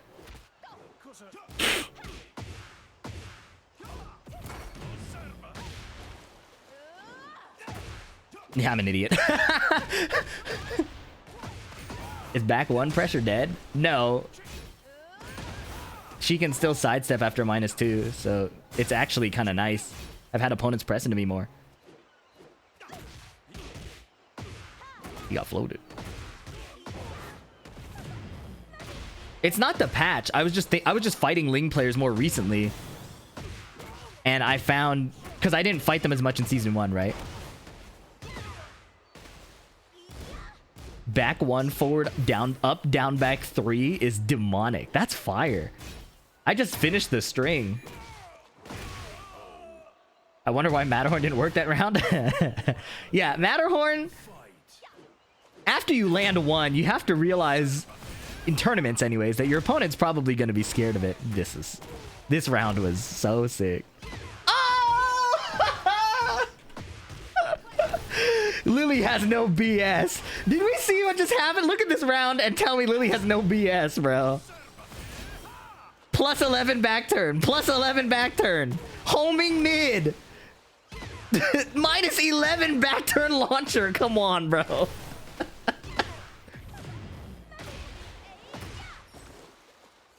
Oh!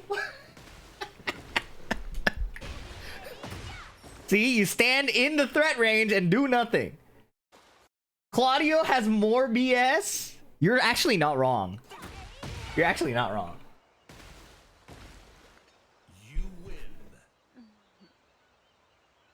When was the character patch? April 1st-ish? April 2nd, maybe? Alright. Guys, I'm so rusty. Oh, it's Mike. I forgot about that.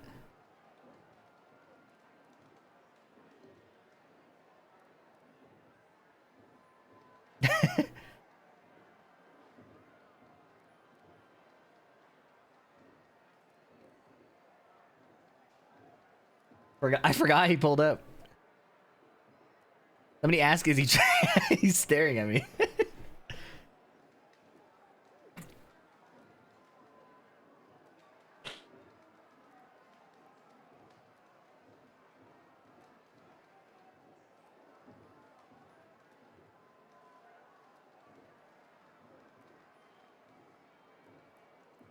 They asked if he was trained, and I told him to paw. Look, Mike, paw. Douche, douche. This dog is tight.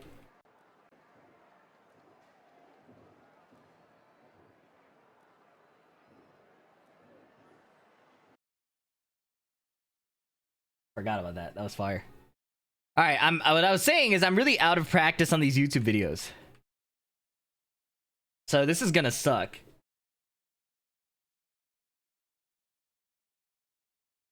Yeah, this is gonna probably suck a bit.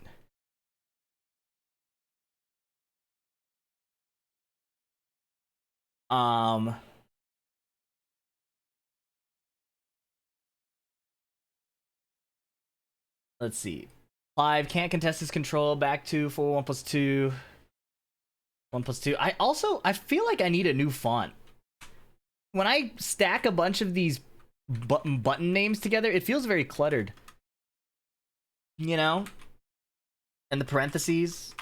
You guys feel me on that, or am I just tripping?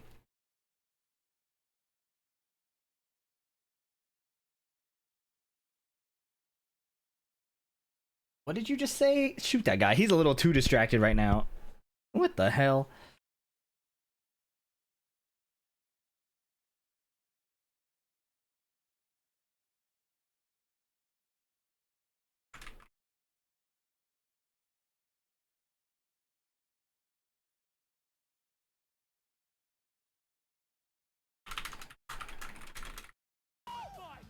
Look at the screen, Michael. Michael, look at it. Micro shot? I don't know why. You know, I think I do know why I don't like that, but I'm not going to elaborate why I don't like that. Dryer Buffalo, thank you for the 3 months. We fuck with Times New Roman? No. Fuck Times New Roman, bro.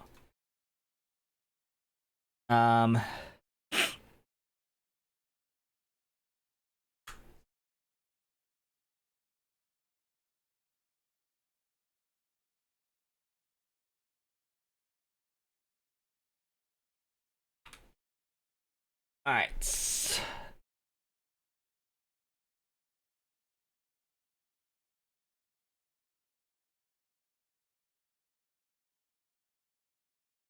Oops, I typed JJJ because that's my video player controls.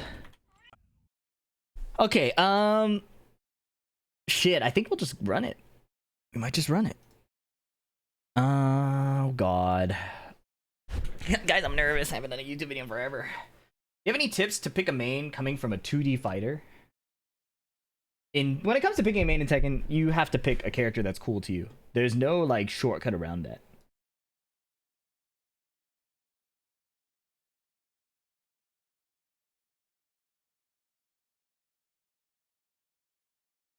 I think I need the music really quiet.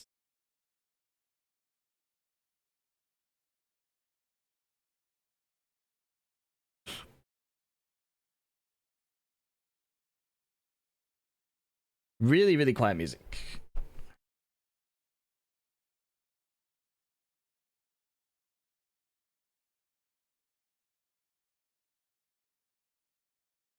I wonder if my PC will crash if I try to run the game at the same time. Because I do want to show some situations.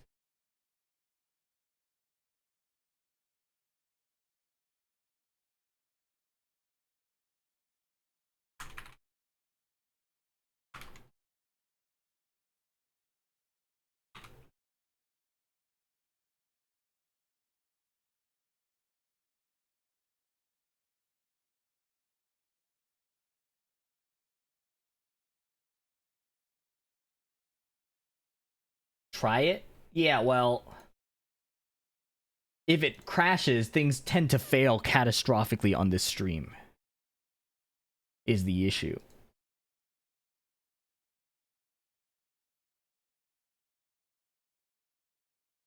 Power Crutch. Power Crush, thank you. Oh, TNS, thank you, Foot77.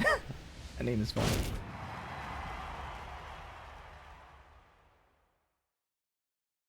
You're not a real gambler? I'm not, bro. I'm dead ass not. The problem is I'm coded to enjoy gambling. I'm built to enjoy gambling. So I have to avoid it. Like sobriety. Like I'm the type of guy to like become a deadbeat dad due to a gambling addiction, which is why I cannot gamble.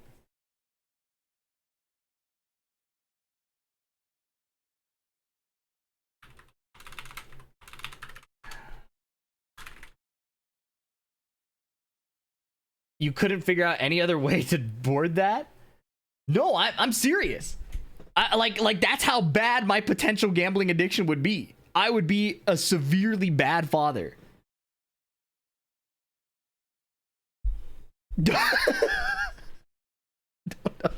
My bad, bro. I just really needed to convey how I cannot toy with gambling. In any remotely serious fashion, I cannot entertain gambling. And that's from experience. I used to play poker as a kid and get really mad.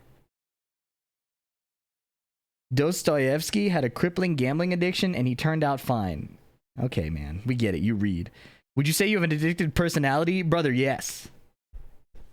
Brother, yes. I keep this next to my desk when I stream.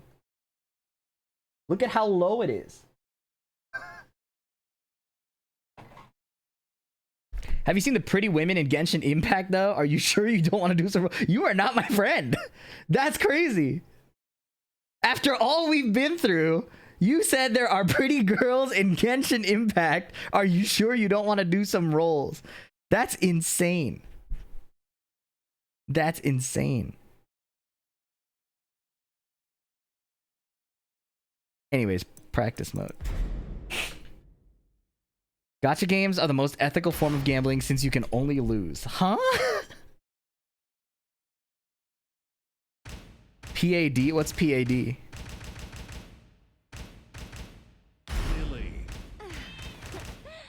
Clive Rossfield. All right then.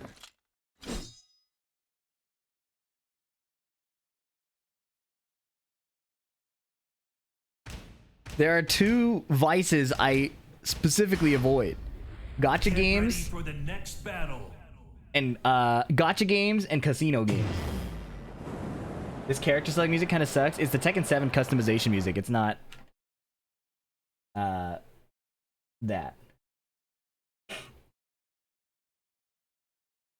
But yeah, it was, you know. It's kind of Stockholm Syndrome-y music. Yet you play Tekken 8, how curious. I'm addicted. I've been saying this. I'm addicted beyond recovery. That Tyler 1, I need to take acting classes and recreate that Tyler 1 meme, bro.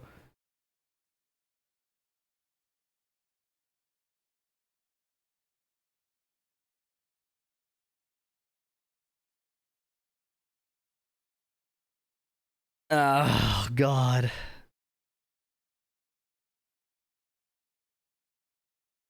You don't need acting classes for that? No, I'm really dedicated to the bit. I do. You just gotta pull from the inside. Ew. You're right. I don't need acting classes for that. I just need a few practice runs. We gotta get us a helper, a deck of cards. Speaking of a deck of cards, it's already over for me. That Magic the Gathering Final Fantasy collaboration, I looked at it. It's over for me. That collaboration is where I sign my ticket to hell. Willingly. It's where I look Satan in the eyes and say, like, first class, please. It's actually over for me. Bro, the arc goes hard, you're an enabler.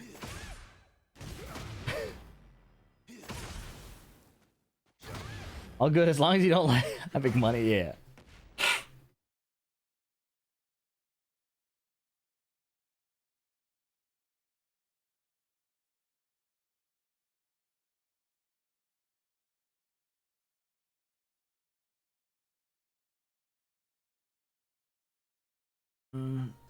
Oh, is this size correct?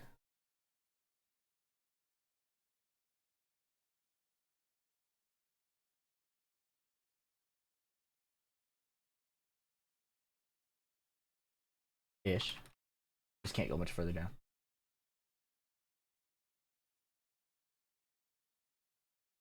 TCG Player is not a website. I'm 5 years sober, I think, from TCG Player. Maybe 8. Duelist said that Anna might be the top 1 character in the game, so you downplayed Lily and now you're talking about Anna. You know, can't make this shit up. And he's a green name. All right, Richard Fisher. I got my eye on you.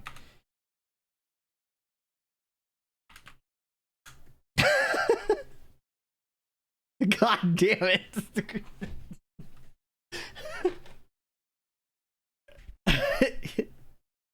He is fishing.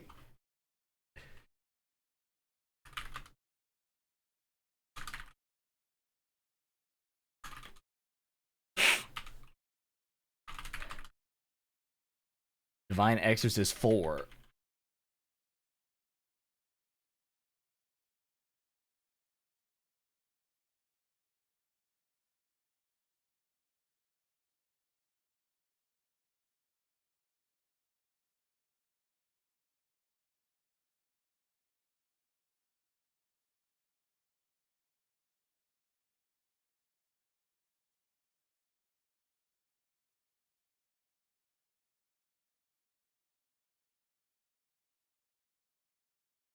Fighting 2 Claudius in bracket, you was in the trenches for real. Not just that, it was a Clive, a King, and then 2 Claudius. No, 2 Kings.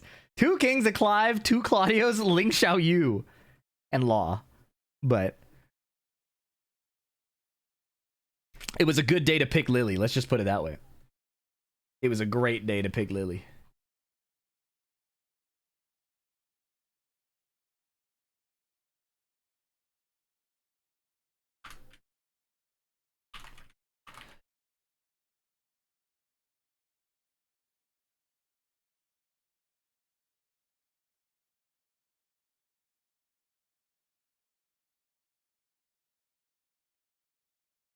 What's up, Divine X Clarity? Lily notes, not particularly. What character do you not fear and feel confident playing against? In Tekken 8, I don't really have no fear of the other character because every character can do it to you. But I have the most fun in Steve Mirrors. Outplaying Dragunov feels good. Fighting Brian feels good. Even though that character's bullshit. Are you gonna watch Bam? Yeah, I'm gonna try. When is it? What's up, Divine Clarity? Yeah, it's been a while. For some reason, I have fun against Kazuya. I swear, you're the only person who likes the Steve Mirror. Are you? Who have you talked to that doesn't like it? The Steve Mirror is a real boxing match. You're both trying to do it to each other. It's cool. People who don't like Steve Mirrors probably fucking suck. And I say that as somebody who fucking sucks. You gotta know how to take a punch. You gotta know how to lose 0-10 to like being in a Steve Mirror. I do think Zane sucks. Zane is just angry. If Zane is angry, he's playing well. That's different. That's a unique case. Any mirror matchup is fun. No, I think waifu players don't like the mirror matchups. It's fun fighting you, not gonna lie. Damn, I'm not playing enough like a dickhead then. I think that's a problem. Brian mirrors are fucked. They are kind of degenerate. I'm gonna need a quick snapshot as to why you think Brian is bullshit. I'm trying to create a tier list pulled from all sources. Bro, they gave the dude who pokes with counter hits an electric. And a power low that's +5 on hit.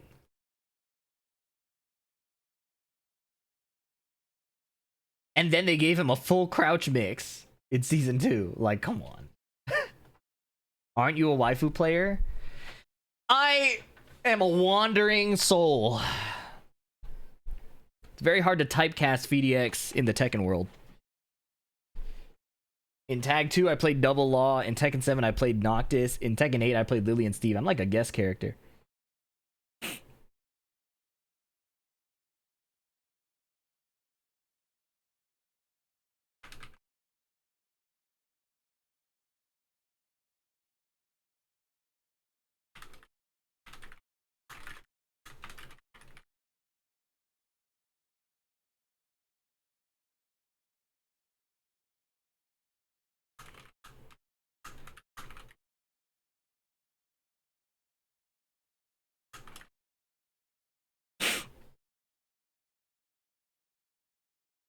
think most people, how many people hate mirrors is really funny. How can you complain about the character you're playing? I think it's funny. Listen, Lily is some bullshit, and I love complaining about Lily. But actually, that was me. That was me before. I think I'm a changed man today. And yesterday. Anyways, let me record this. Let me turn the music even further down.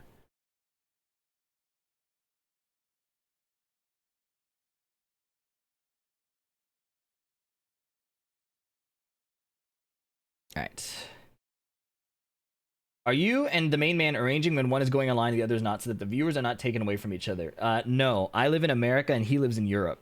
So we kind of naturally do that.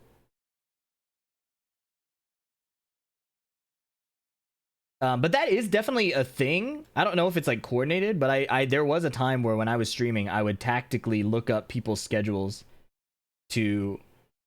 Me when I heard about time. I would look up people's schedules and try to stream during downtime when I was like really, really starting out. I thought that was important.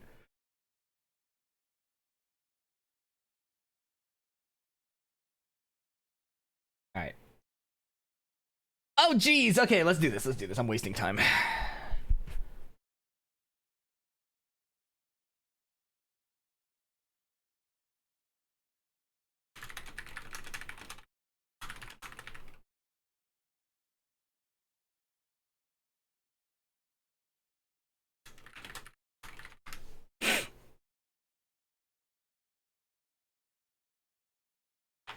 All right. Stop the cap. Green names have no sins. Yeah, green names are using as much forgiveness as Jesus can offer. Green names, regulars at the confessional booth. The priest start rolling his eyes when they pull up. And that's saying a lot. Forgive me, Lord, for I am sin is wild. Anyways.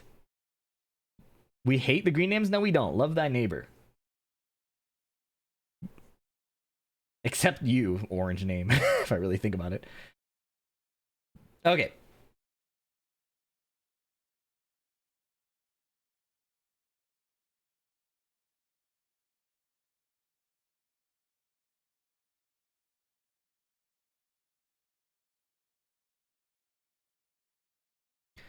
Oh god, I haven't done this in forever.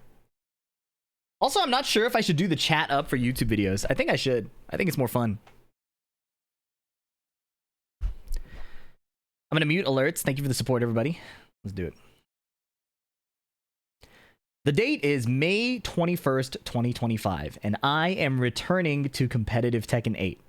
I'm doing this for a few reasons. I feel like the patches are moving in a better direction. And there's an upcoming regional that my local TOs run at the end of June that I want to support. It's called Sandia Showdown. So I'm preparing for this tournament. I have 40 days.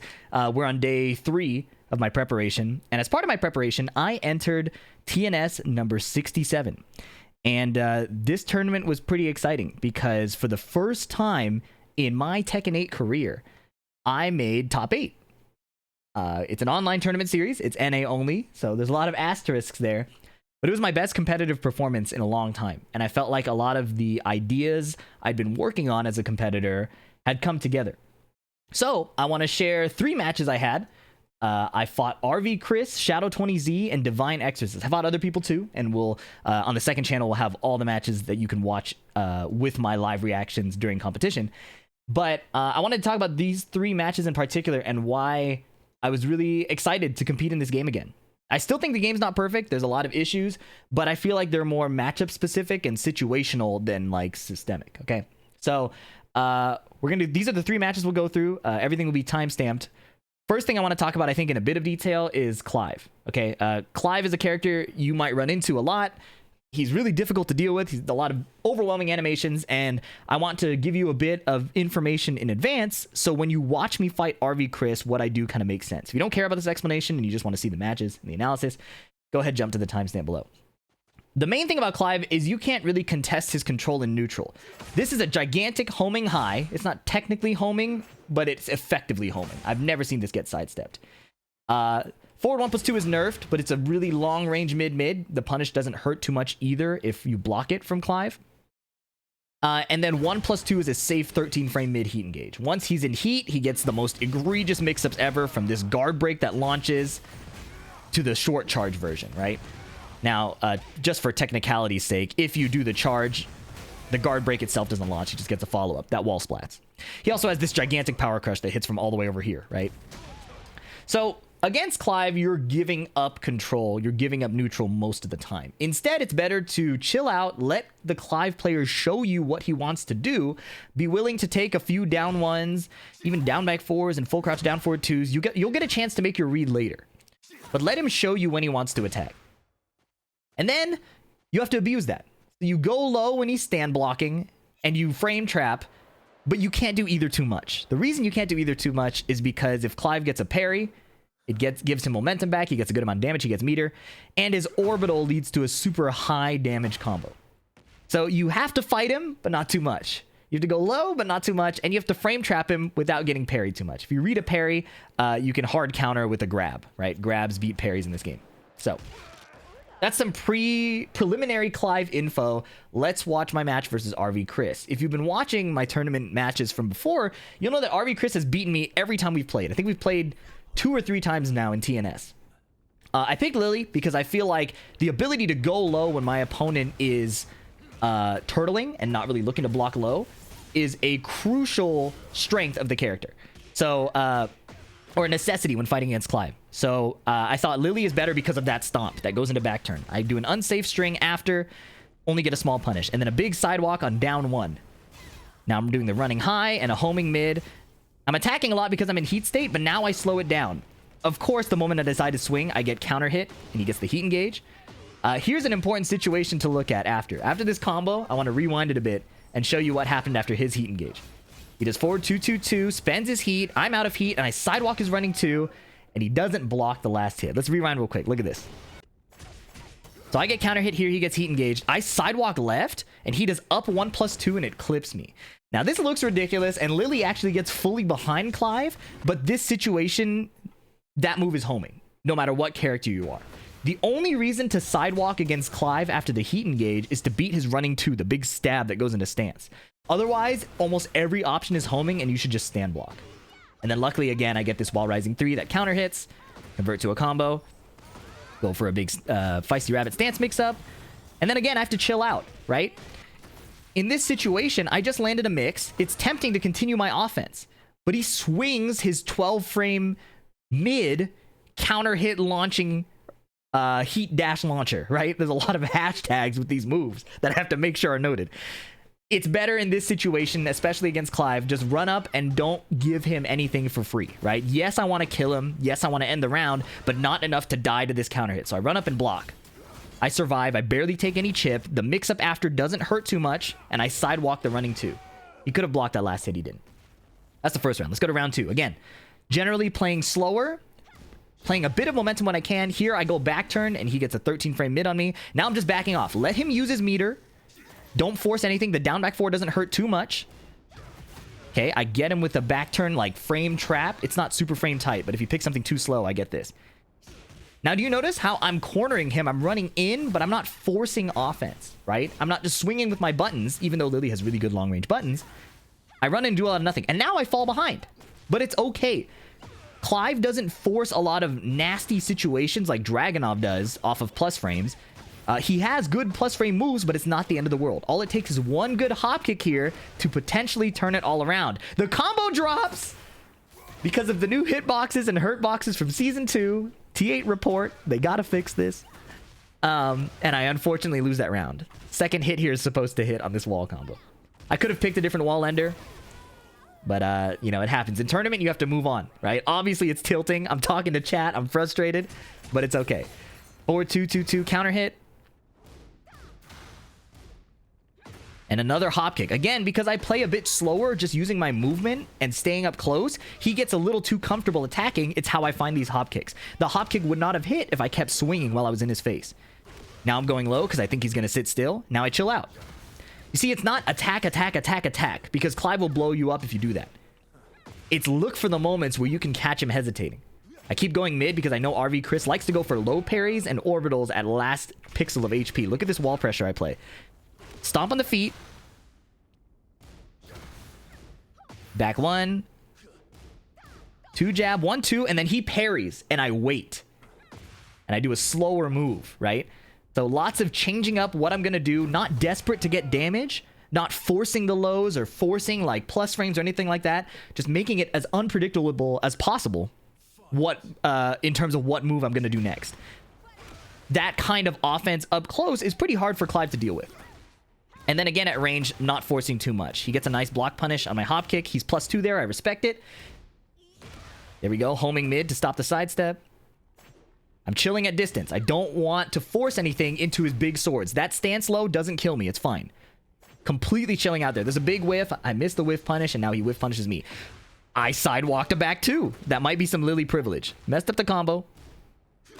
Counter hit down 2 there when he didn't respond after my standing 3. And there, RV Chris does a move he likes to do a lot. And I've noticed this from a lot of Clive and even like Victor players. Is like maybe they'll take a lot of lows, but when it starts to look serious, like the timer is running down or HP is running down, the Rage Art hits me, I'm going to lose, right? That's when you can kind of expect the low parry, right? At this HP, he's about to go into Rage. He has heat. I have a huge lead. He low parries that one, right? So that's something to be aware of. It's not the end of the world to get low parried here. What cost me this game is trying to power crush between this string. I don't have the window to power crush here, and that's why I die, right? He cooked me. Rage Art hits me. Final round, 2-2. And my approach isn't changing much. The mistakes that cost me my rounds are small. They're situational. They're not strategic. So here, getting clip at the back 2, though, that's a strategic error. Sidewalk around the forward 2, running 2, I mean. Unfortunately, I don't get a combo. And now I'm just trying to wait out his heat state. Don't want to be too passive, but definitely don't want to get blown up. He uses his heat. Now it's my chance to fight back. Can't get too obvious with it, though, because, again, Clive is really good at dealing with that. He evades my sidestep hop kick. Block the homing move. It's -13. He parries after the 1-2. Good parry. I know I'm last pixel, so I read a low there. Small block and punish. A low parry would have been better, but it's fine. Down jab. Back 1, and then I get sidestepped. What I was trying to do here was actually to do the homing move. Do glide 2-1. Would have tracked this sidewalk, but unfortunately, I hit the buttons too fast, and he kills me.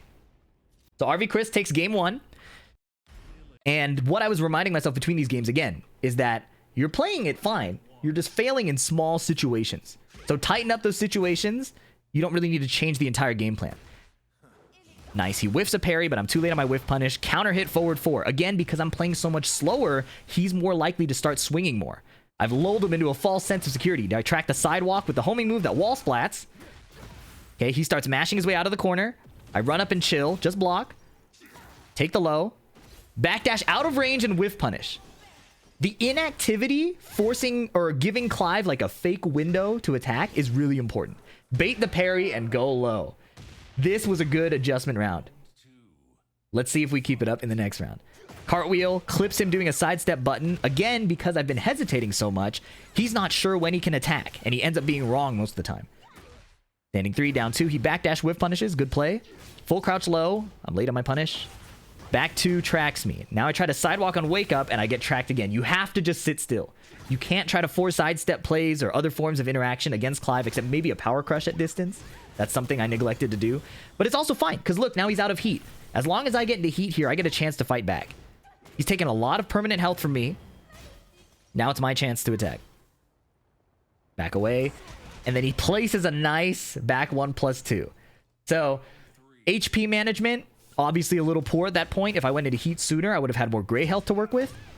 He gets a nice hit confirm and the sidestep 2-1. Again, it's homing from there, so you can't sidestep that. Hop kick whiffs. I'm playing like a noob.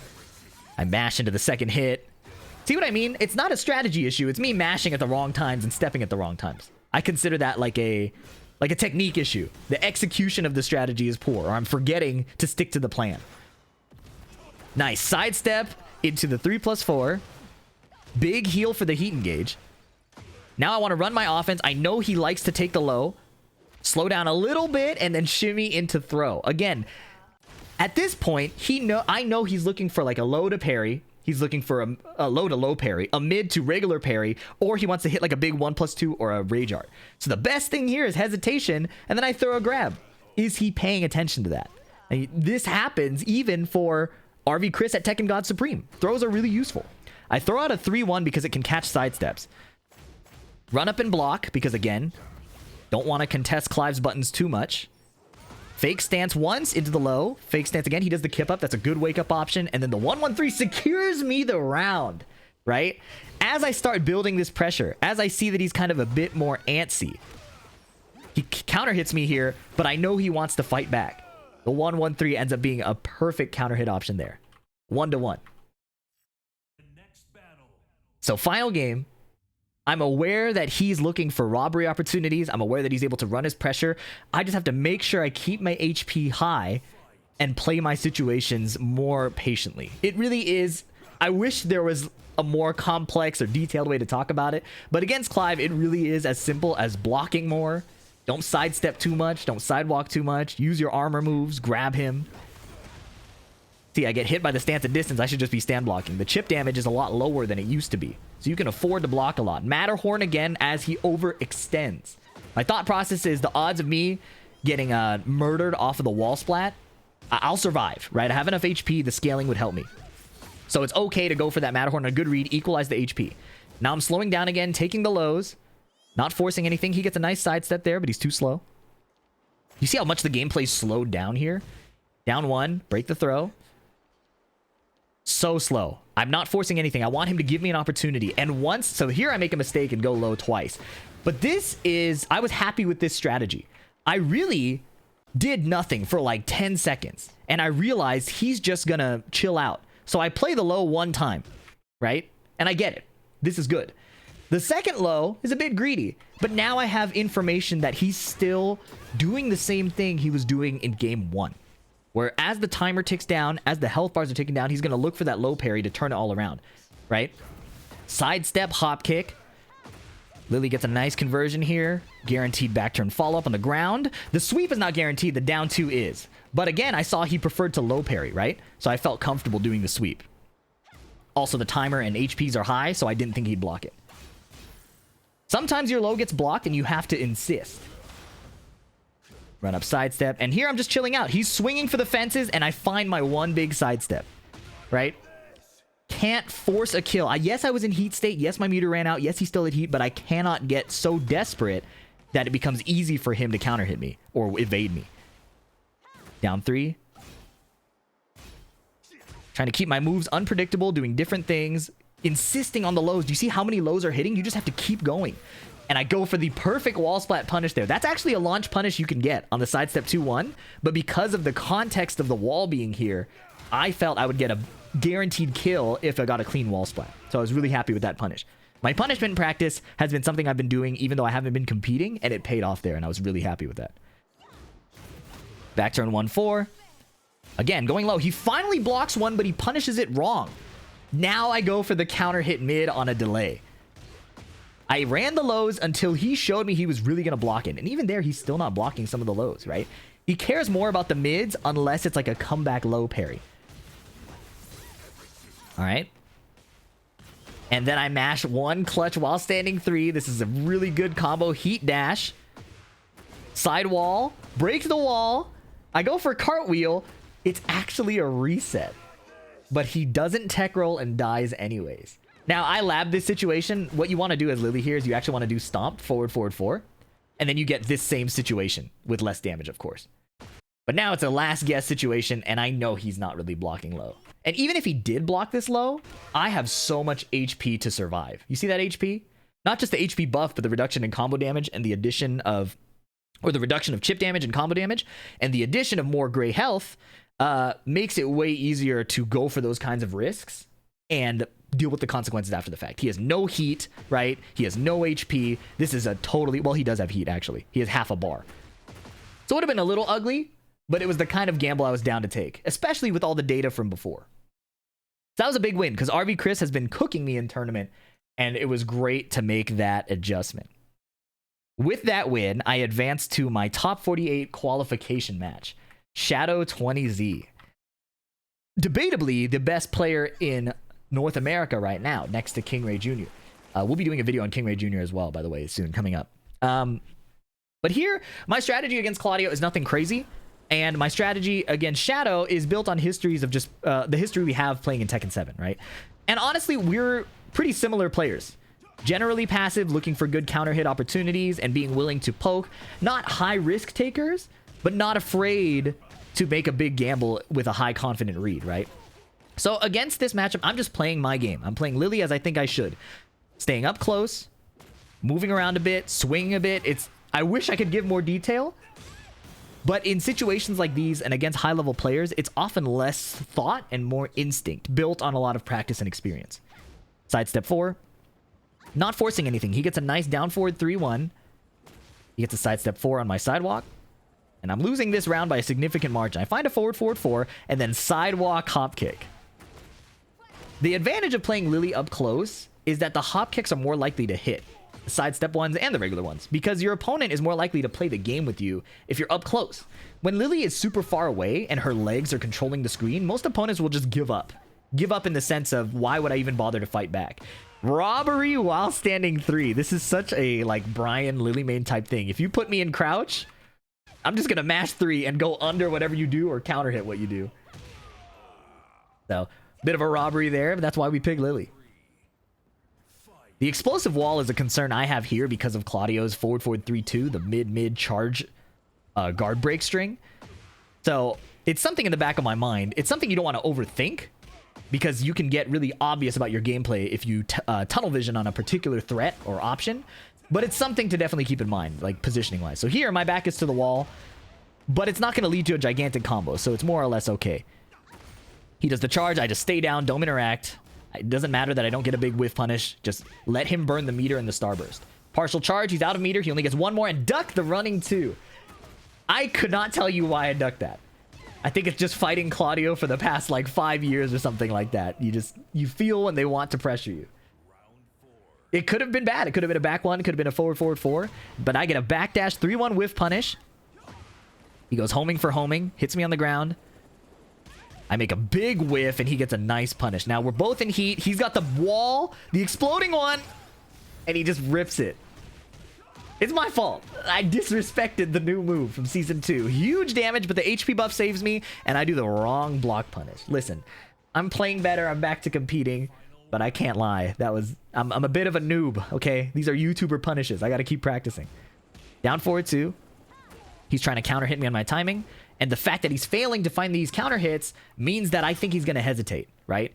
He doesn't understand the exact moment I'm going to swing. So now I start going in. Back turn raw. He blocks one but doesn't punish it. 1-1-3 and a kill. I sensed blood in the water when he tried to counter hit me twice and failed. So we go to game 2. Can't get too confident. This is Shadow 20Z. His ability to adjust is literally world class. Watch how he makes this adjustment. He starts using the up forward 2, a +4 mid demon paw that jumps over lows. Fantastic move. Sidestep on his down forward 2, but I miss my whiff punish. You can see also that as he starts pressuring me more, I start failing as well. I did the wrong punish there. He messes up the punish back too. This is American Tekken, baby. Hop kick over the sidestep 4. I save the wall here because I want a wall splat that leads to a combo. I don't need an extended combo right away. Nice hop kick. After I go for the feisty rabbit mix, he's aware that that's not a real forced guess situation in that exact circumstance. Carries me to the wall. Huge damage. Claudio around. I have to get up and guess, and he goes mid, and I duck.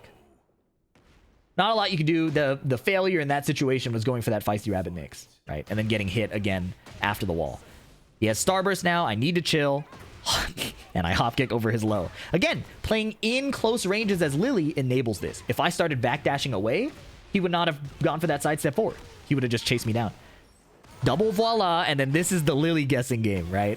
Heat smash low, no wall splat, so one more guess, down 3. Good block from Shadow. He will block the kilos, and then I power crush to deny the 2-hit charge string. Because I didn't know what he was going to hit me with, but I had a hunch he was going to try to hit me. As long as it wasn't a lower or grab, that works. Lily back 1, forward 3. Nice punish in the back 3-3 from Claudio. Dashing up, looking for a forward 4, but now he's slowing down as well. He catches me waking up there with my button. I get the right punish this time. He does a sidestep 4, disrespecting my back turn mix. Recognizing that I am slowing it down a bit too, and he's attacking me more frequently, right? He's found the gaps in my offense. Gets a nice float here. Sidestep 4. Eat dash. Now he holds back. He just chills out. So I look for the low, and then I get greedy. I get greedy. This is a key moment. Right? He gets me right to last HP. He doesn't want to play into my Heat Burst, into my Matterhorn, into my Rage Art. So he hesitates. And I see that. So I step on his feet. Now I think he's going to hesitate more. So I try to step on his feet again. And he just does sidestep DP and counter hits me. Right? So good, like, kind of feigned turtling from Shadow. He fakes that he's going to turtle, but he's actually still going in. And this hop kick was diabolical. I'm going to replay that after this round. But watch how he cooks with Claudio here. Saves the wall. Tries to go for homing. Now he charges. I hold back. I whiff. He does plus frames into low heat smash, just keeping it so tight. Even if I block that, he's fine. Drops the combo, little FDX moment. I step on his feet again. This time I play frame tight. He down jabs to keep his pressure. Goes mid. Gets caught sidewalking. Okay, opportunity. Running mid, or running high. Do it again. And I sidestep the first kick, but the second one traps me, and then he kills me. So, I could have had it. I had the right idea. It just so happens that the second hit of Claudio's string here floats me. So, nice clutch from Shadow. Look at this hop kick timing. This is devious. Alright, from the start of the round, watch both players, okay? Backdash, run up, and then he swings first. I'm not going to say we're the same player, but we're similar, right? We open the round literally with 1 backdash, 2 backdashes, right? Disengage, we do a bit of a sidestep, small movement, run up. Then I do a full backdash, and he does a half backdash that gives him the hop kick. So he understood at some animalistic, instinctual fighting level that I was going to look to swing on a later timing, and he called me out in advance with the hop kick. This is the Tekken I'm addicted to. This is why this game is so cool to me, and I can't quit. I'm addicted. That hop kick happened to me, and I have nothing but respect for it. So I switched to Steve. In retrospect, after how I played this tournament, I probably should have stayed with Lily. But my first to one Steve is very unpredictable. So in this case, I believed in it. What I didn't account for is that they sped up Claudio's down back 3. And with that new down back 3, I can't spam 1-2-1, back 1, up back 2, basically all of my high counter hits. Because Claudio now has access to that super fast down back 3. And Shadow starts spamming it. Guaranteed follow-up into Starburst. So I'm not going to go out of my way and say this is a bad matchup or anything like that. It's just a new detail in the matchup that I think is important. I run the unblockable high and he ducks it.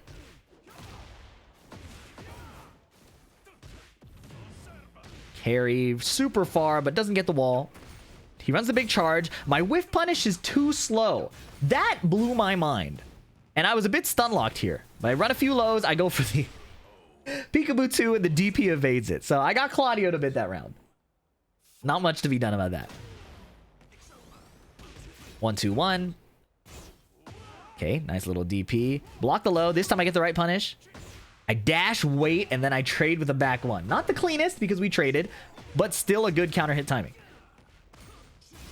Whack FDX combo, but I think that's the tax of switching characters. Even though I play these characters all the time, switching characters costs a lot of mental in Tekken, especially in tournament. Run the unblockable twice. A bit suicidal, right? To risk dying twice there. But that's what makes it unpredictable. And that fits my style of Steve more than it does the better players, like, you know, the Koreans. So I think it's important to sometimes do that. Obviously, it's a first to one, and I am trying to rob Shadow 20Z, so that's a factor. But I can't say I recommend that play 100% of the time. Okay. Running a bunch of the highs into stance. Shadow's not biting at all. He finds the mid-string extension. I have to sneeze. Excuse me. It's okay. I'm punching him as much as I can while he's in heat, just trying to burn the meter. 2-1 side throw out of flicker. And now we're both meterless. Big low. He doesn't launch it. And I find a nice power crush. Newmon inspired. He blocks the clutch low again. He is Shadow. And he actually put in a duck there too. But finally I catch him with the third one.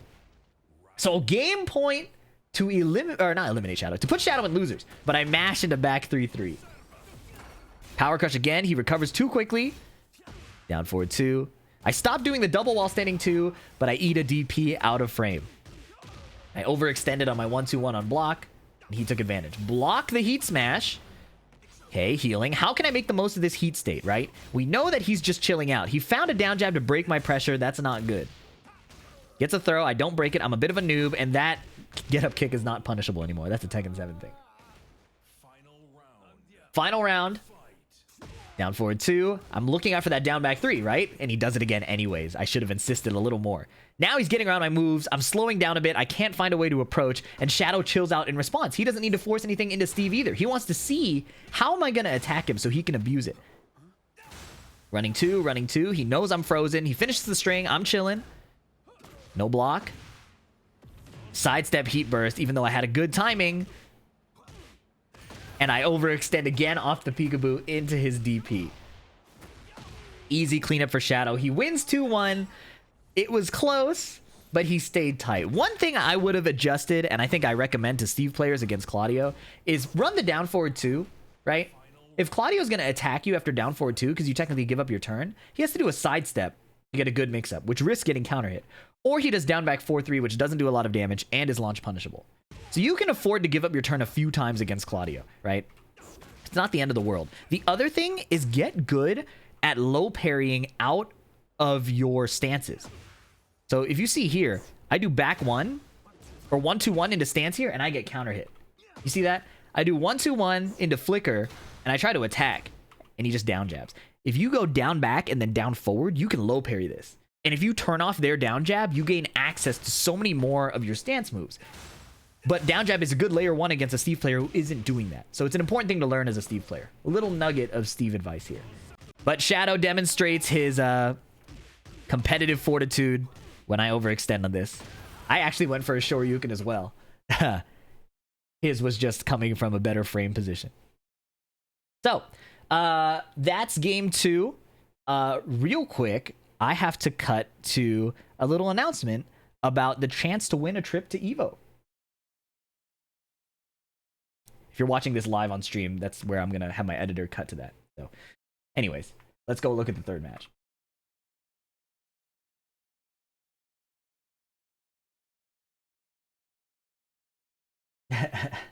Anyways, let me pull up the next match. All right. Thank you, Sponsored DX. We're back to the match analysis of my return to competitive play. Now we have Divine Exorcist, a TWT qualifying player from Mexico. This match was exciting. In the last 2 times we've played in Tekken 8, Divine Exorcist has cooked me. There's really no other way to put it. But I was feeling confident in my Lily, especially with this new idea of playing a bit more up close. And I just fought Shadows at Claudio, so I felt a bit fresh too and kind of encouraged by how that set went. I find the back 1 counter hit, but I don't get the confirm. And something you'll see in this set, and it's actually a little embarrassing, is that my cleanliness goes way down, right? I'm already a sloppy player, but the energy tax of staying in the tournament for multiple hours starts to take its toll here. You're going to see some dropped combos, dropped follow-ups, whack punishes, but that's the human element of tournaments, and it makes it kind of fun. Nice little jab float conversion to drop the combo right as I say so. Okay, block the down jab, 1-1-3 counter hit. He swung after the down jab. That's crazy. Double forward 3 catching the duck. He wasn't sidestepping. He floats me out of my hop kick. It's important not to panic here. Not just even before the HP increase. This is a situation where you can't let the combo get to you. You have to just resume play. And that's how I find these plays after, to take 2 quick rounds. The HP increase definitely helps mentally, but as a player, if you get reversaled into a combo or you're suddenly getting counter hit, you cannot let that influence your next decisions. As you can see, I let getting hit influence a bunch of those decisions, and I got hit a bunch. Double stomp works into sidestep hop kick. New combo for Lily, copied from Chikarin. And here I elect to Rage Art. My rationale is he has so much gray health, I want to just delete that. I know this Rage Art won't kill. I know the Heat Burst kills the scaling on that. But to me, it made the most sense here to force him into kind of a last play situation. Heat dash here. Now we're both meterless. He ducks, but doesn't launch. And then I mash into his DP. Or I think I might have sidestepped. I think I sidestepped into it. Let's see. With the new UI, we can actually tell what I did. Quick rewind. Yeah, I mashed. It said counter. I don't know what I did. Might have been a hop kick, might have been a Matterhorn. Either way, he was really good at detecting the idea that I was getting antsy to kill him. The Rage Art probably telegraphed that. Floats my sidestep hop kick with a forward 4. Unlike the first 3 rounds, now he gets a really solid start. Back 1 clips me. Okay, patiently get up. I sidestep, but the Heat Burst still tracks me. That surprises me with the new nerf. Small sidestep, just letting him burn the rest of his meter, kind of like the Clive rationale. When Claudio has Starburst or meter, you kind of have to let him do his thing. And as you can see, I tried to jab him. I didn't let him do his thing, and now I'm dead. Right? That's how this all started. I was fine until I tried to jab right there. He burns all his meter. My jab gets completely evaded. So, against Starburst Claudio, obviously you can't give up on playing the game, but you do have to, like, kind of relinquish the idea of being in control. And just let him use his meter and everything. Nice. So this was great. He read that I was antsy to control him and did a sidestep 1+2. He could have been a hop kick, could have been anything. But that kind of destabilized me. It didn't stop me from playing. I still find this counter hit. But that type of play is scary, where you're getting a little antsy, you're trying to control your opponent more, and then they call out your very innocent poke with a whiff punish. I can't sidestep the heat burst again. Nice. This time I get the counter hit confirm into wall combo. It doesn't fail me this time, but the back turn setup does. He doesn't launch my Matterhorn, and I'm a masher. I mash after, and now the life bars are suddenly equal. He has Starburst, I have Heat. I'm getting clipped by everything. Small punish, and now it's a bit of a standoff. I go for the low anyways. Down jab is nice, and I get a lucky air-to-air hop kick and convert with the jab. Very, very fortunate by me. That could have gone either way. He did the up forward 2. If I messed up my sidestep, if I ducked, it would have killed me. But I insisted on the hop kick and succeeded. We go to game 2. No hazards again, which is kind of nice fighting against Claudio. He doesn't have an exploding wall. He goes for the counter hit. I'm chilling. He goes for down jabs and counter hits and mashes a lot. So I know I can chill a little more. That was so fire. This is just a combo. But sidestep right duck, I'm going to replay that. That was the best defensive play I have made in a very long time. Sidestep the heat burst hop kick. This is not just a Lily round. This is a FDX round. Heat dash. You know why it's a FDX round? Because I dropped the combo. Back 4-2. Matterhorn into nothing. But he doesn't launch me. I get lucky. 1-2 counter hit. Sidestep 1-2 again. Could have killed him with any other punish. And I overextend into the Starburst. Can you believe that? From the best defensive play of my life into throwing the round. If you're a longtime fan of the channel, that should not surprise you at all. But look at this sidestep. Look at this side. I'll skip ahead after, but look at this sidestep, bro. Sidestep, duck, hop kick. That was the coolest thing I've done. Anyways, I lost the round, so how cool was it really? That was a real FDX round for sure. 3-1, 2-1. Okay, forward 3. Going homing for homing, and my sidestep block is nice and tight. And I'm just poking him up, keeping it really small. I'm not desperate to win damage on him, but he's desperate to get some offense, so I find the counter hit float. Mess up the combo again. Okay, he goes into heat, and I just decide to go for that mash. Sometimes it's good. You'll notice that I start overusing it a bit, though. If something like that succeeds at like a medium to high level, you can probably assume that your opponent is going to respect it the next time. And that was the flaw in my gameplay. I've been playing too much online ranked, okay? I keep trying those panic button moves, kind of disrespecting the fact that my opponent's probably looking for it now, right? Nice throw. Go mid, don't want to force the low, get hop kicked, etc. Break his throw. And block and punish. Love that. Love that from me. Nice patience. Didn't get desperate to close it out, and I got rewarded. Okay, the mid hits this time. I try to do that, and it whiffs. Back 3-3 counter hits. Okay, QCF 3+4. Again, Claudio's in heat and Starburst. That was a really risky mash by me, but it worked out. He ends up fighting right back, wants to maintain his pressure, and I try it again. You see what I mean? I tried the while standing 3 again, like the 4th time. Of course he's prepared for it this time. That was not the wisest while standing 3. Here, he just backs off. He knows I'm on some bullshit. And he just calls it out. It's so simple. Right? Backdash, super calm. It's so straightforward. Okay, back to combo, super clean stuff. Sidestep 4, and then I duck again into the mid. He's also not overextending to finish the round.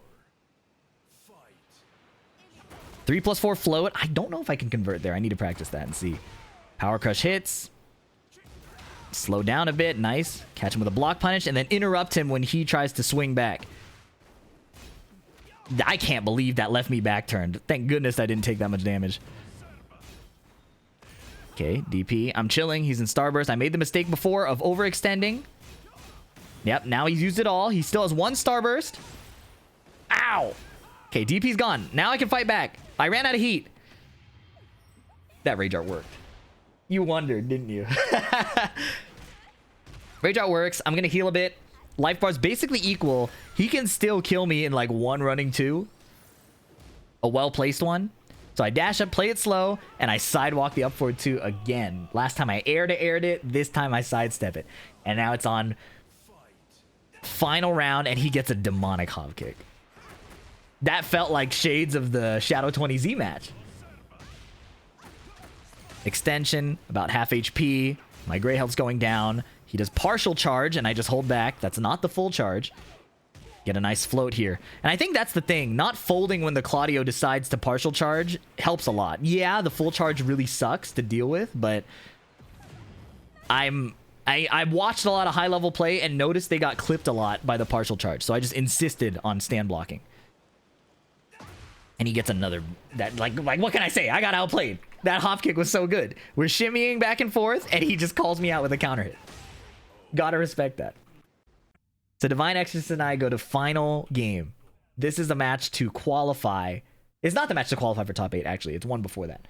We get Yakushima, which I think is beneficial to me, because Claudio doesn't have the wall hazards to deal with.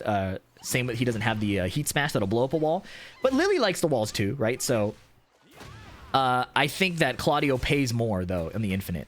Claudio would definitely rather have exploding walls to abuse you with. I'm mashing like a madman, and I'm dying for it. Like, this is all a completely deserved loss. This round, I got cooked. I walked at the wrong time. I mashed at the wrong time. Next round, try again. Lock in, FDX. Okay, single jab, back one. Okay, I need to duck the second hit of that while standing 1-1. Sidestep hop kick, no dice. He's completely chilling. It feels like he's figured out exactly what he needs to. That down jab was a bit of desperation, and it doesn't pay off. He finds the heat engage, full charge, and I finally go for the sidestep. Finally. Held it till the last minute. And I think that's important. When you're making plays against people in tournament, you don't have to go for your play right away. Obviously, you don't want to throw games or anything like that. But sometimes the key moment to make the play will come later. He gets a heat dash here on a bad sidewalk by me. I had too much frame disadvantage to go for a sidewalk there. He goes for the Rage Art. Yep, arrivederci. And now he has a huge lead. I have no gray health, and he has a lot he can heal. Plus Starburst. Claudio gets Starburst after his Rage Art. He always has, but that's still crazy to me. All right. Full charge. I have 1 pixel. He tries to shoot me with his other gun, and then I run into his back one. 2 rounds up. Divine Exorcist about to eliminate me from the tournament. But something activates. Maybe it's the cami outfit. Maybe it's the... I don't know. I couldn't tell you why I started playing better. But look at what happens here. Matterhorn from the gods. Strong aerial tailspin. I still have heat. I do a whack combo. Back one. He gets a nice down jab. Poking, poking, poking. Heat dash. I just want to get rid of his heat, but I chill out. Great composure to wait. We evade each other's moves, and then a 1-2. Still in the game. Still in the game. Sloppy, but still in the game. Standing 3. Don't force the mix-up after. Can't flowchart too hard, especially against a player of this caliber. 1-1 punish into down 2. He goes into heat right away. He's looking to end it right here. I whiff a Matterhorn, like I said, with the while standing 3s.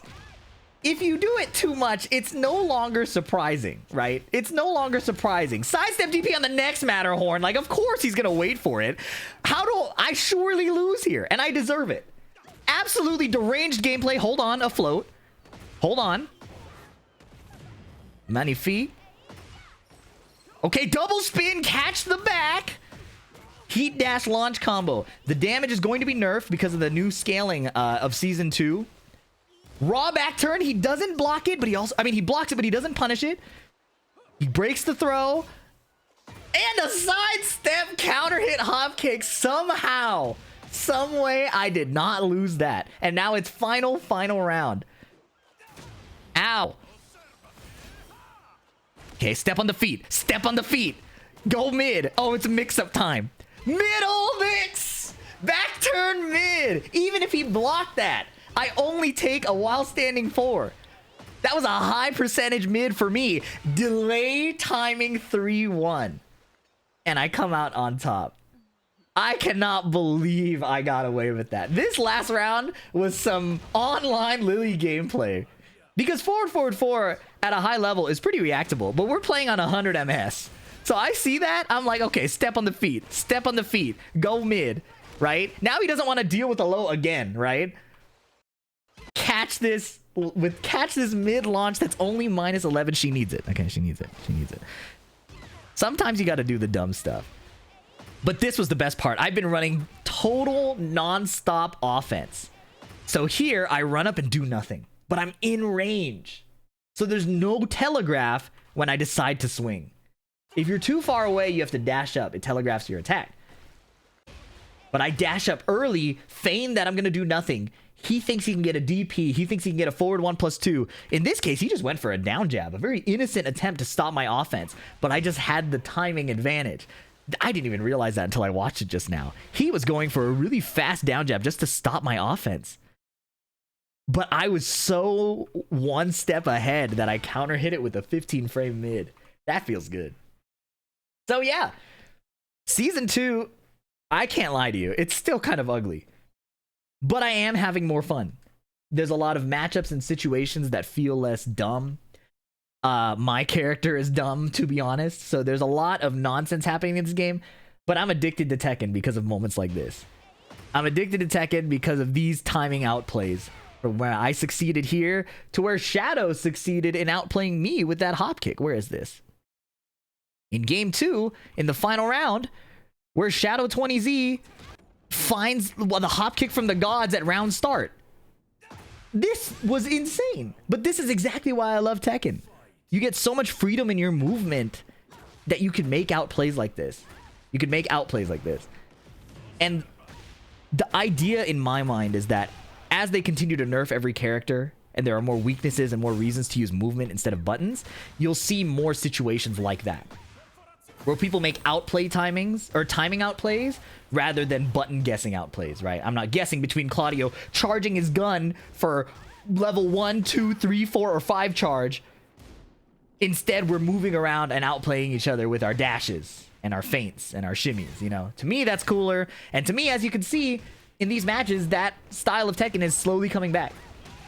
It's still matchup dependent. It still depends on a lot of things, but yeah, I'm feeling good playing this game and competing. And again, I'll be focusing on doing well at the end of June at Sandia Showdown. And then I'll probably be entering EVO as well. I don't know what will happen after that. But it's nice to feel good about Tekken 8 again. Hope you enjoyed the video. Please leave a like and a comment if you did. Subscribe for more, and I'll catch you in the next one. Peace. That's pretty good. It was nice being excited about a video again. I think the Evo sponsor will make that video take too long, though. I should do that in the next video. That was a good take. It was. It was. I might have to record the Evo video tomorrow. We'll see. Oh, that felt good. It feels good to make videos again. I love Tekken. I love Tekken. It's insanely trippy to hear you do the sign off and then keep talking. Yeah, I bet that is weird.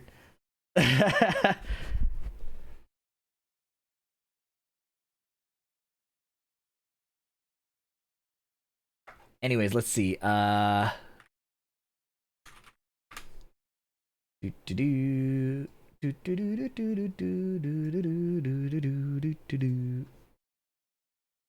me message my editor. Uploading video to drive now. FDX is back to competing.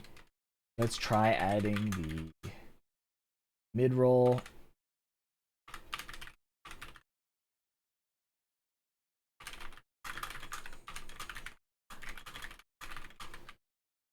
Three matches is a lot to cover. I think I have to limit myself to 2.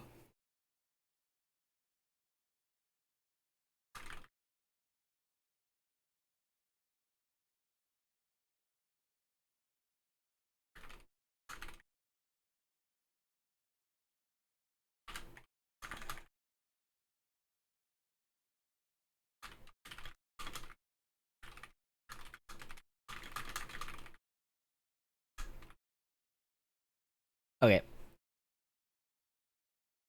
Random Kirby theme, yeah. The music lives on.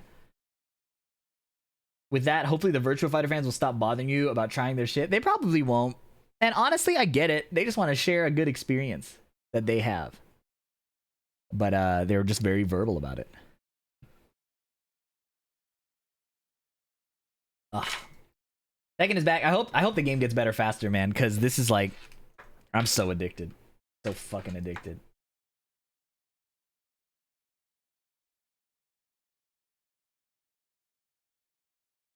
What do you wish for next patch? More nerfs. More nerfs. More nerfs, please. More nerfs, please. Where's Krabby Beach? System changes? I don't know. I think it'd be nice to have a stable system.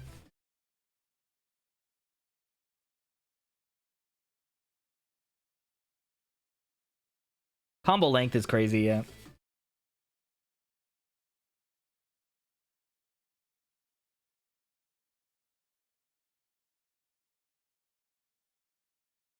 One strong aerial tailspin is probably the right move.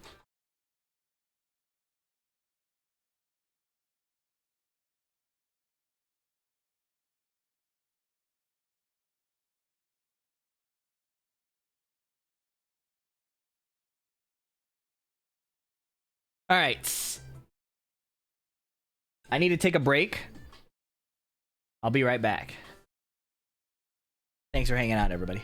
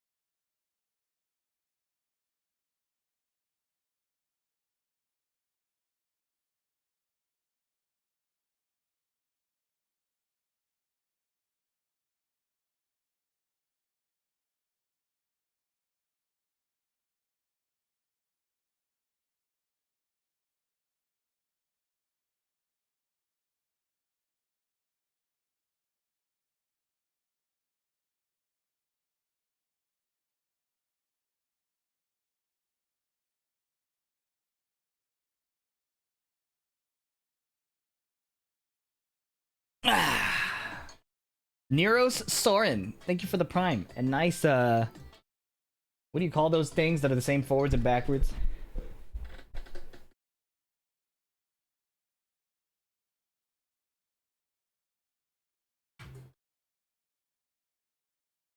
Palindrome, nice.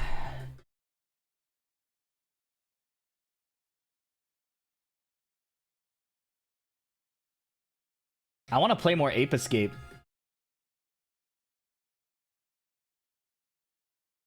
But I gotta do my daily punishment practice.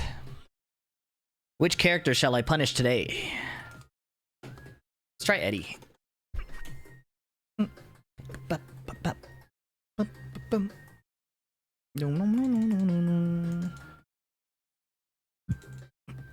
Yeah, Raven would be a good one to practice as well. For the next battle. I gotta Ape Escape my rank. You think Ernie Heat would make the game better? Probably, but I don't know.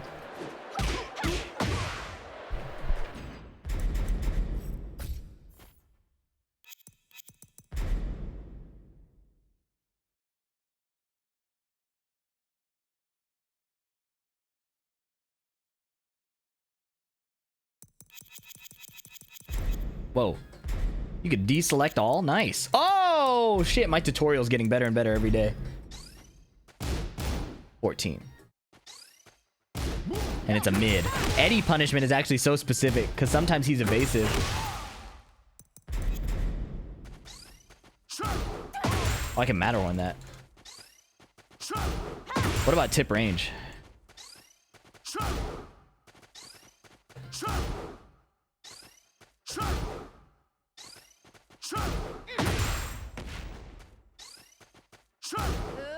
I think I can always do it.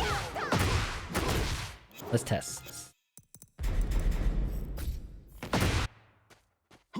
What is it again? Down 4-3.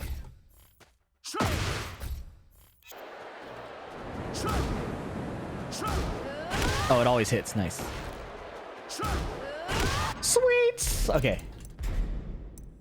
Only having to learn one punish is nice.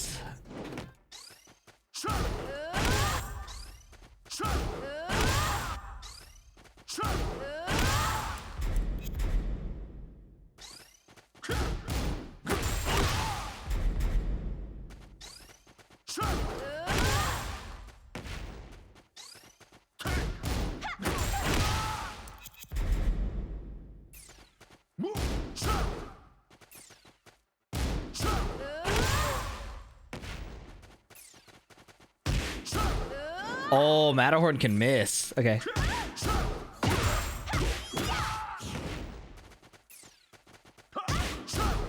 Oh my god, that can miss too. Wow, Eddie is such a test of skill defensively. Wow. You have to down forward to that.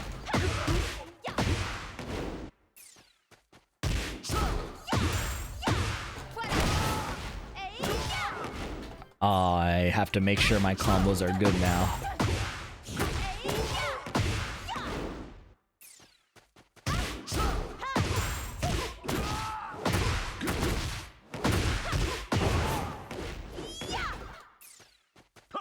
Yeah, down forward 2 is her longest range punish.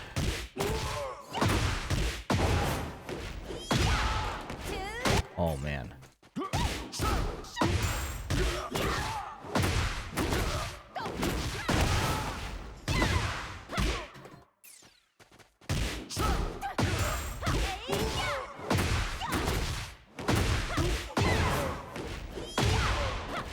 That misses. What do I do?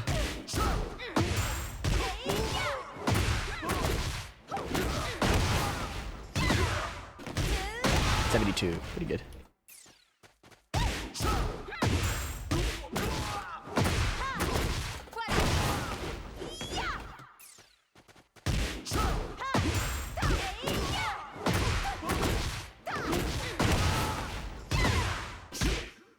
$72 is max there. What if I do this other route? Oops.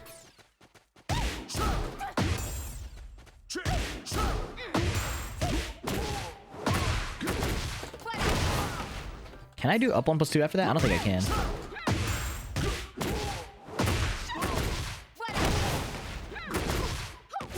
Oh wow.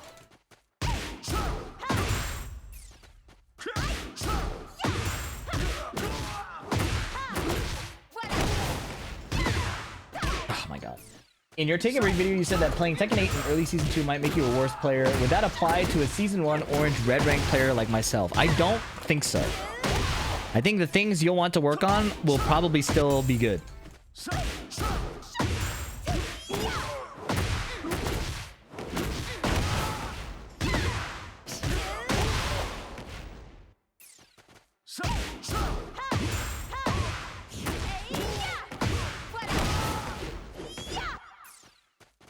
That's an old combo, man, but I'll check the damage.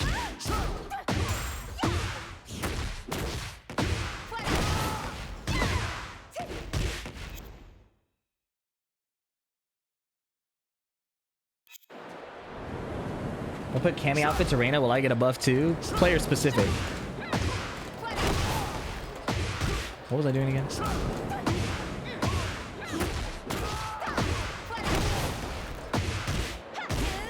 68. Yeah, you could do more with this, the new one.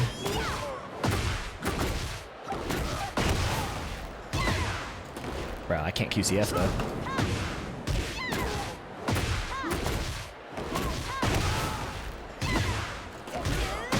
$72, brother.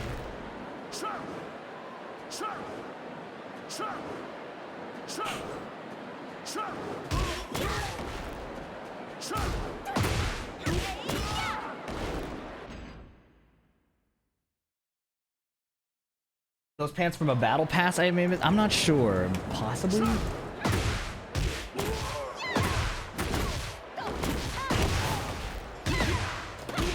Rah. I guess you have a lot of time.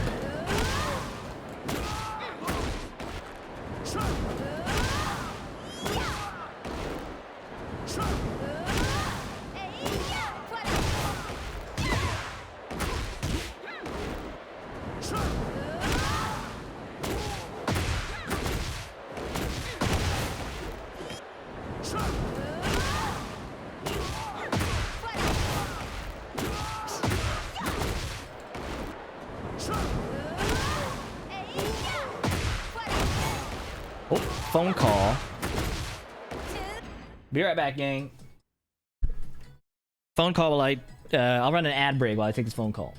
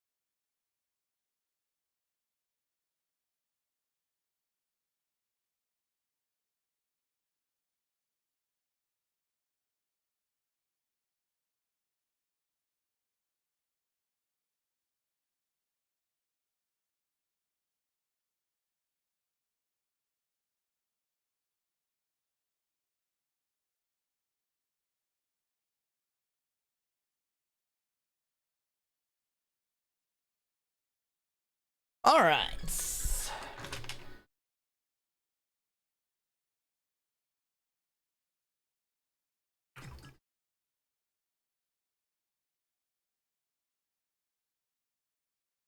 Oh, I feel so accomplished recording that video today.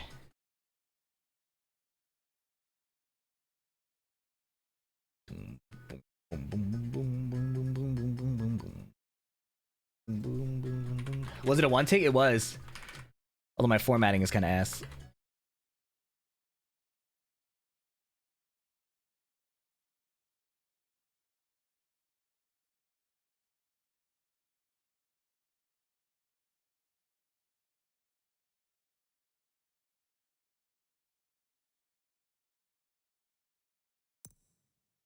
I have 30 minutes. Should we play Ape Escape? What do you guys think?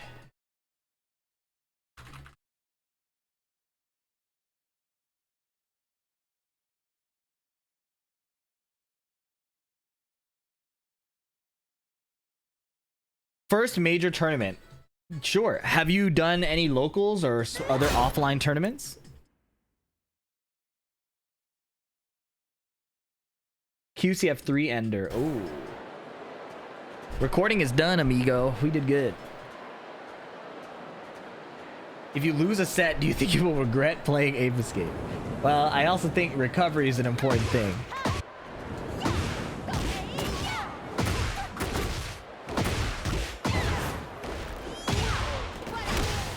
Oh, that's tough.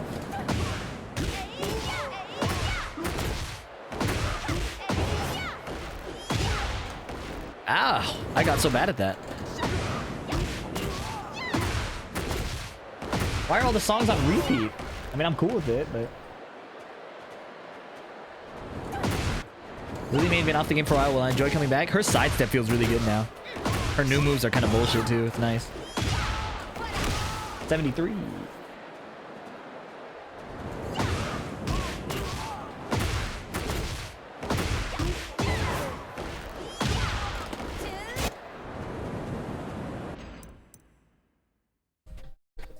Bad bullshit or good bullshit? It's bullshit. Either way. It's fun for the Lily player, I think.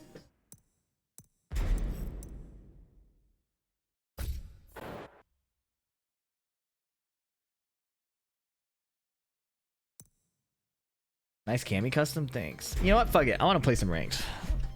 Change my mind. See if I can get a game, though. Getting a game these days is a task. Lily. Kazuyami Shima. Try the up for 3, sure. Thank you, La Virgo Get Bonita. ready for the next battle. These Asian talk made me order Chinese food. How far is too far? That's a question we have to consider. What did you get? Oh my god.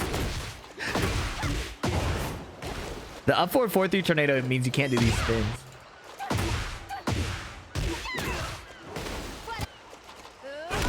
Don't take this the wrong way. To go for the upcoming tournament to win that shit.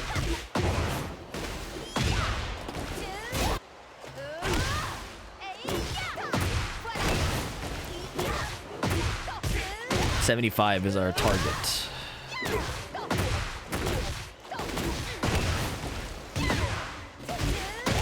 $29. Okay.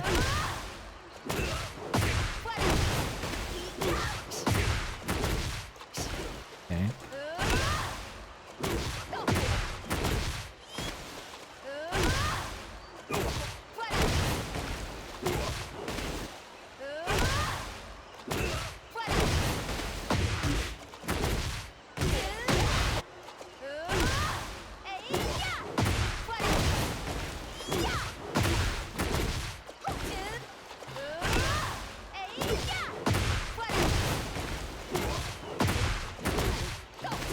Can I hit that? I'm feeling alright. I don't think I can hit that.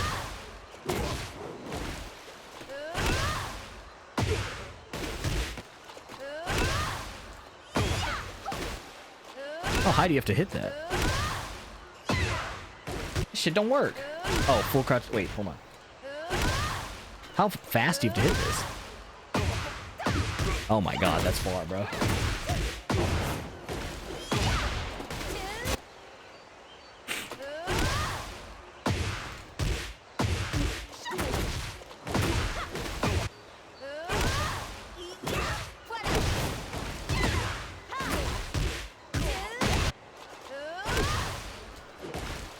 Did I just lag? Oh wow, that doesn't work.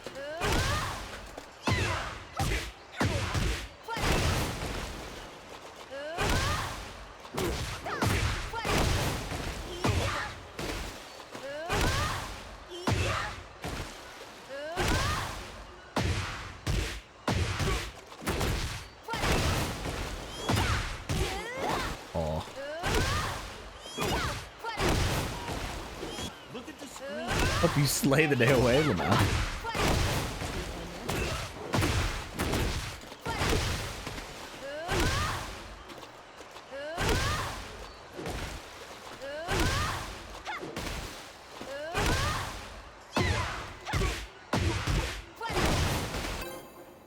I'll never know.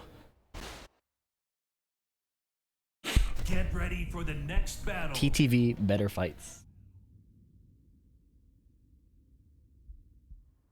Tu ne crois sûrement pas que tu peux me battre.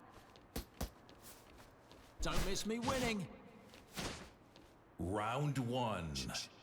Fight. What the fuck?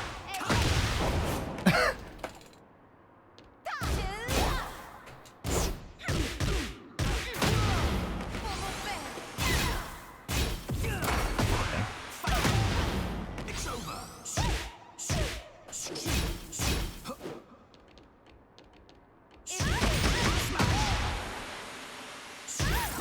Oh, what the fuck? I double mashed?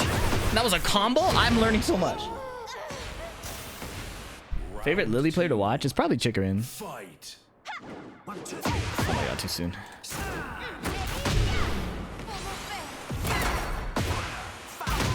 Okay, man.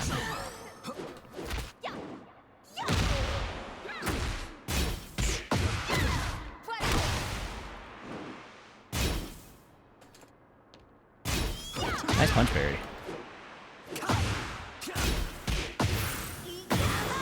Little delay thing. Uh-oh. Whiffed.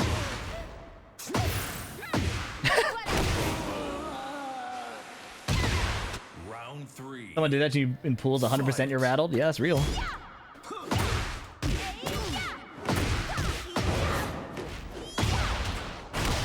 Oh, oh, oh. Didn't mean to do that.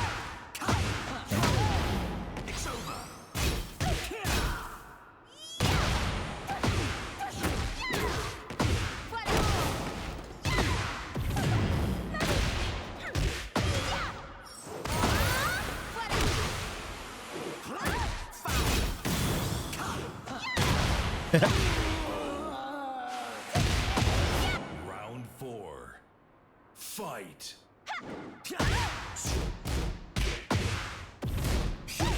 That's not a ducker.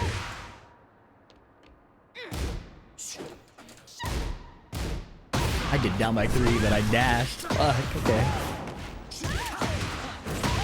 Whoa, that was cool! I don't think it's worth it, but it was cool. This guy might be the GOAT. Hold on. Okay.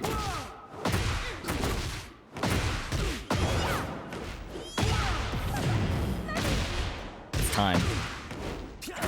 I'm ass. I'm ashed.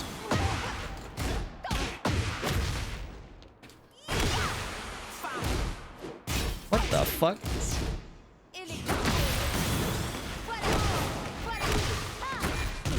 It didn't kill. Oh! I'm ass! No! I'm so fucked, bro. Final Oh. round. Fight.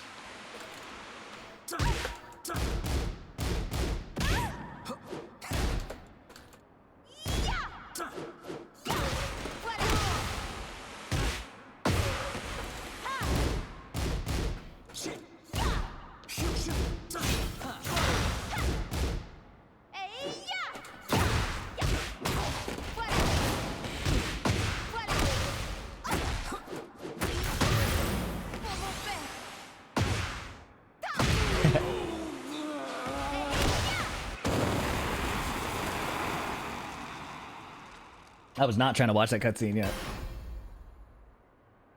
Lily down back 3 is frame 1. Is that true? Frame 1 evasion? I didn't know that. Frame 1 high crush is rare. I got counter hit out of it, so I feel like that's not true. Round 1. Fight.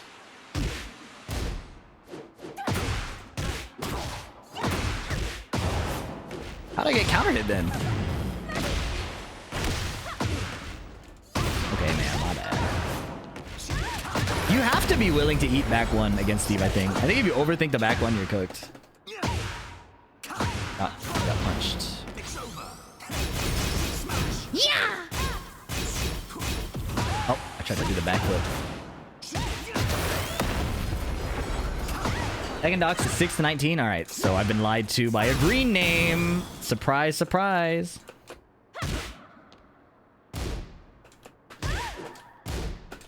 Nice. Round 2. Fight.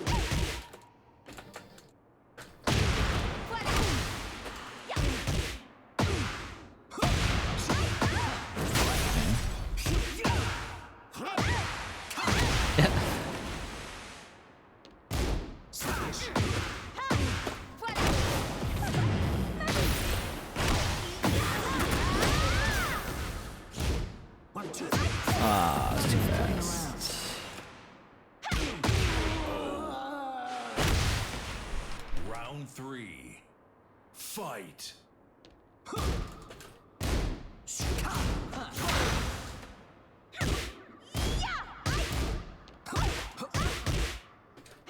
Nice.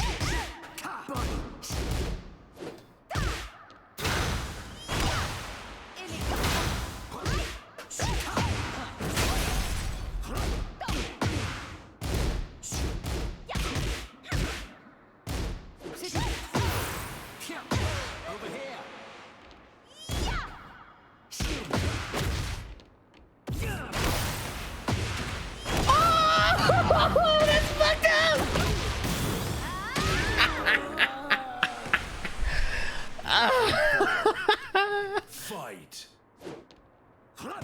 Oh, I'll launch that. Launch that too. Okay.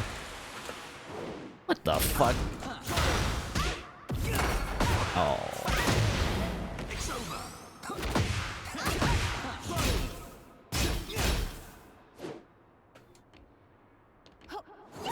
Okay, my bad, bro.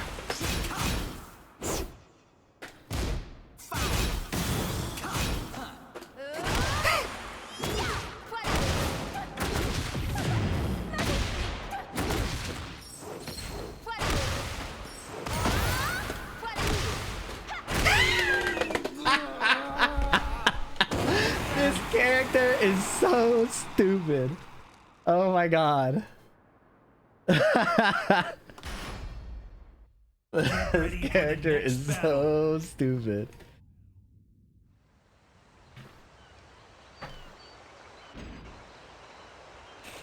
The man's riding up a gnarly too right now. Oh.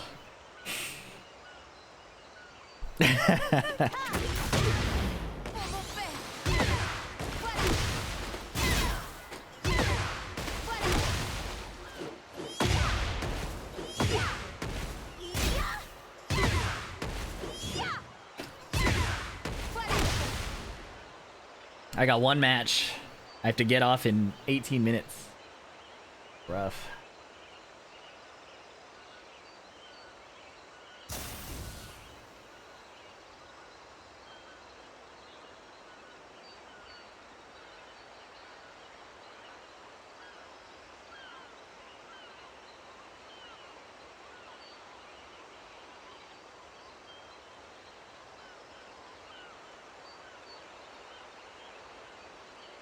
Ooh.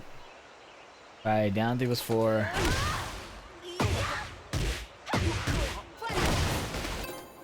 Damn, I'll never get to try that combo. It's Van Bolton.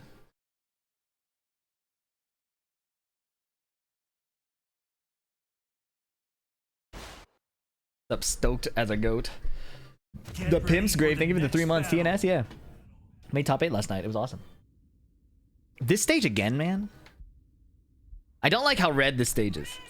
Will the local be streamed anywhere? Yeah, yeah, it'll be streamed. Fight.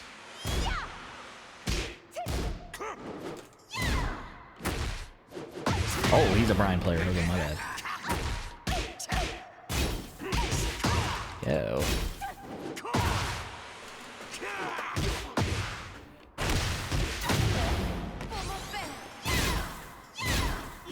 Okay, my bad, bro.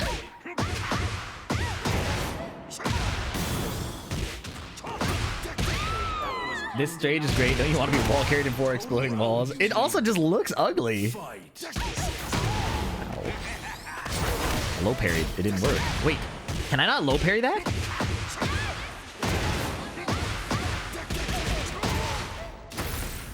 This guy might be the GOAT. Oh my god!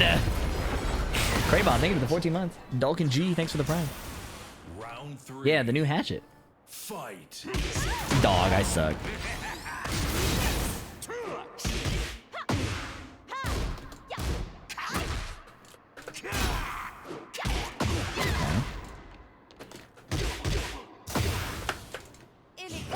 Ooh. Masher. I respect it. Oh! Oh my god, I'm ass!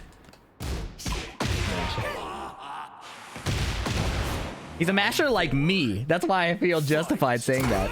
He mashes like I do.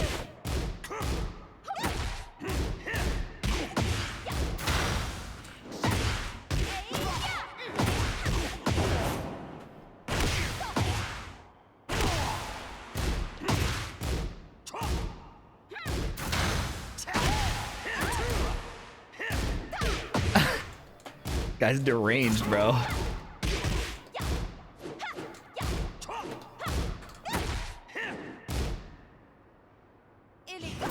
My bad. That was really dumb.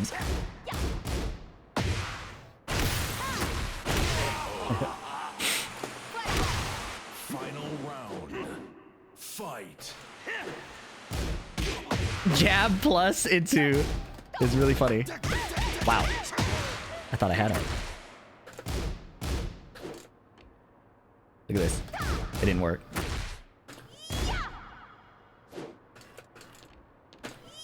Yes. Oh.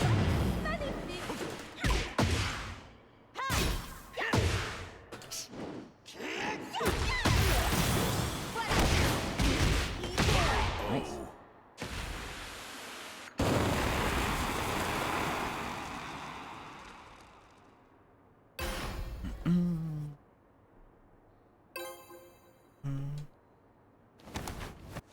Round 1. Fight.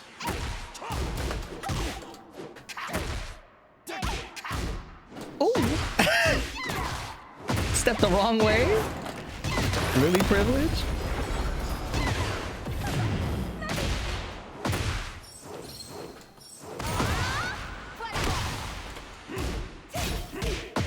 Classic. Hit the wall? Round 2. Fight. Oh, my fault.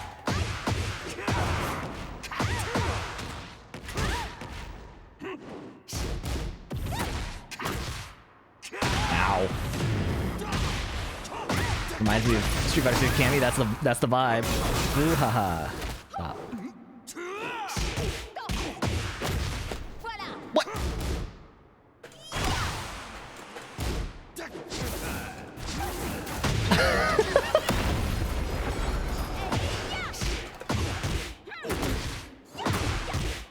Oh.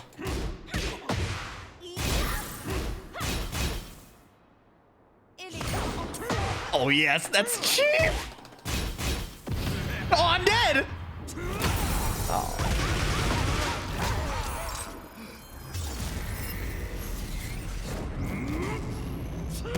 Oh, I'm alive.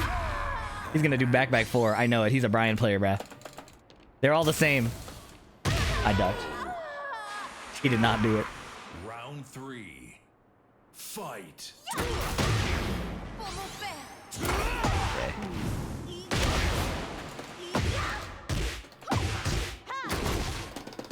Oh shit! I gotta learn that combo. He mashed!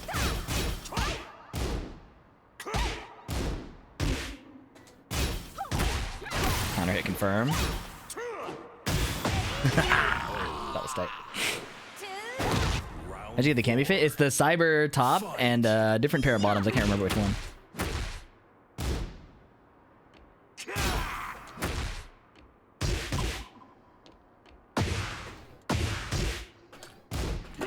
Yep.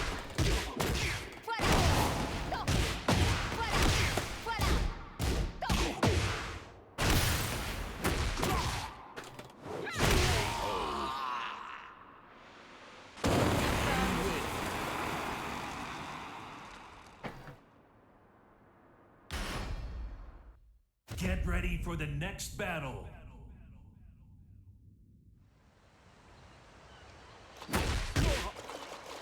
Have you ever seen a girl that looks like Lily IRL? No.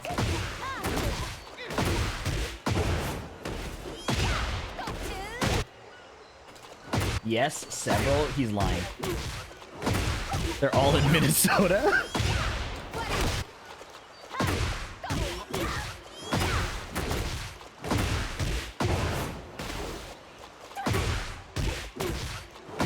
There's a lot of cosplayers you follow on Twitter. They don't look like Lily though.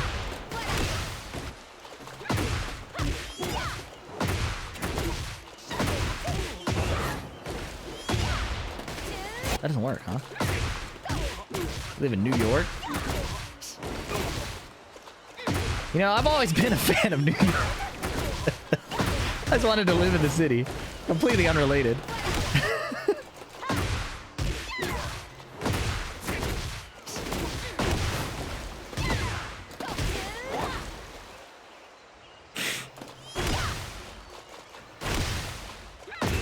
Shut the fuck up, man. Everybody in the city, I think, for a long amount of time, tends to hate it, in my experience. Sweden, you gotta visit Sweden. I don't know, something about being like 5 feet below the median height doesn't feel good. Just from like a practical standpoint and like a safety standpoint.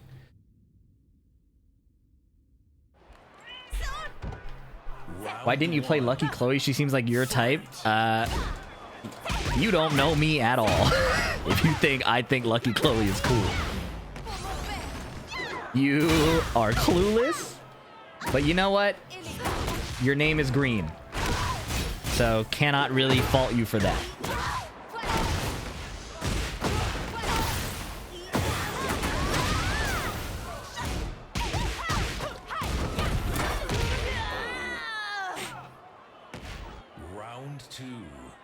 To be fair, she's blonde. You guys don't get it. You guys are all unaware about what it takes to live a life like me. What if Lucky Chloe straightens her hair? See, that guy's lost. That guy's a lost orange name. He thought it was about the straightness of the hair, bro.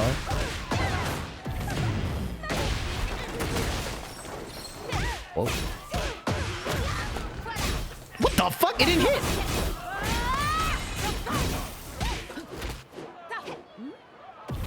What the?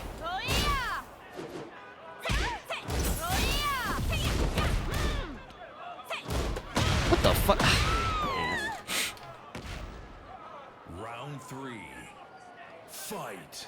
The big woman would protect you, little fee, no worries. Somebody shoot that guy for 300 seconds.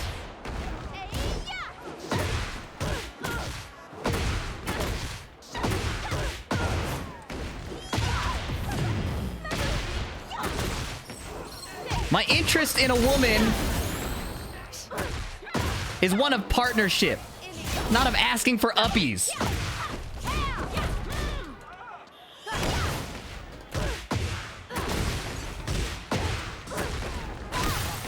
Oh my god. Oh my god!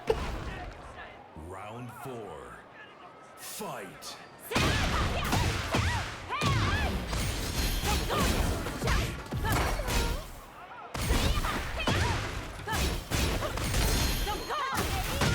No wall splat ever, bro.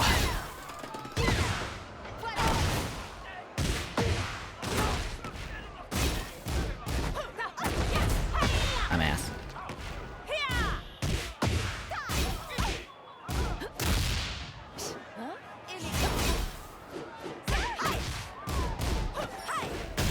Oh, that was tight.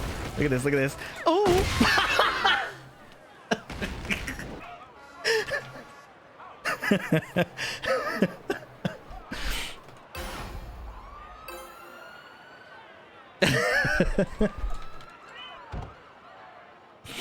Round 1.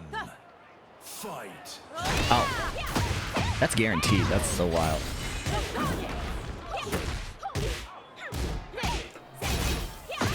Wait, it's time to try the Shine Tech. Look at this, look at this. Ready? It didn't work. It only works if they delay it. My bad. Round 2. Fight.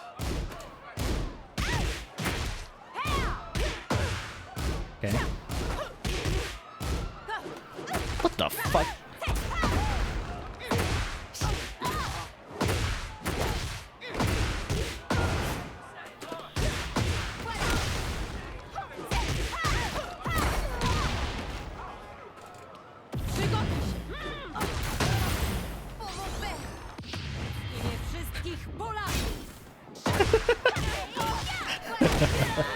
That's a rage art I would have done. So that's why I blocked. Fight.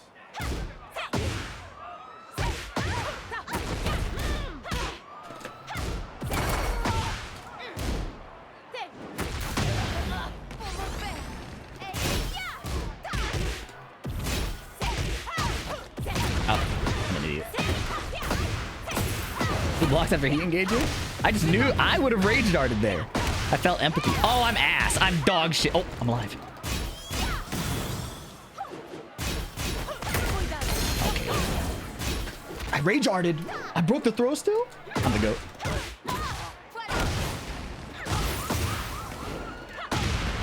This character is so fire, bro. Round 4. Fight.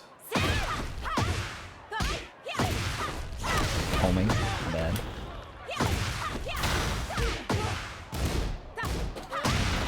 No.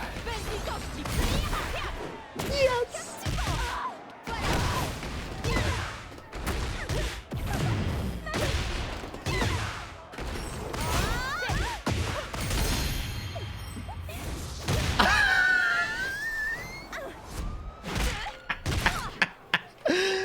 Oh shit.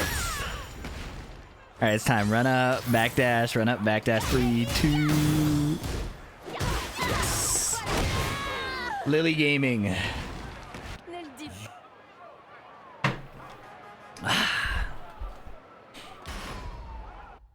Get ready for the next battle.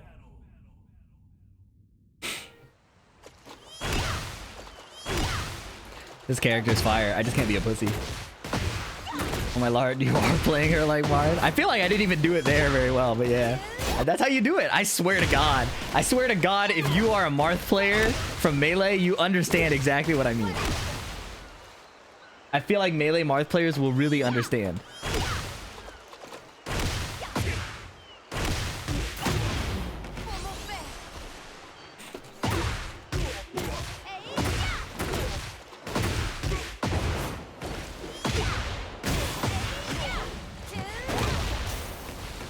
On a scale of 1 to 10, how many nerfs will Lily see in the upcoming summer patch? I think she's under the radar. And I intend to keep it that way.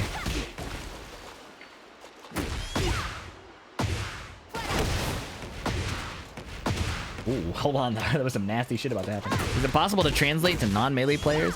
It's probably not worth making the analogy to a non-melee player. I would just describe how to play her. I think it's only interesting specifically to melee people. Oops.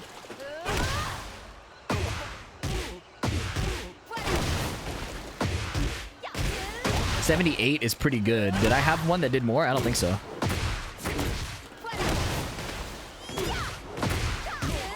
$79.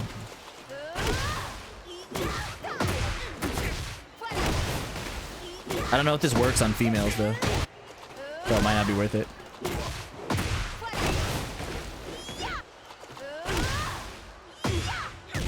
Dash dance chain throw. Well, she was already doing that. This shit is her chain grab. Try it out mid-match. You were evil. Oh, I had a match. Unlucky. Get ready for the next battle. Marth, the chain grab is this, bro.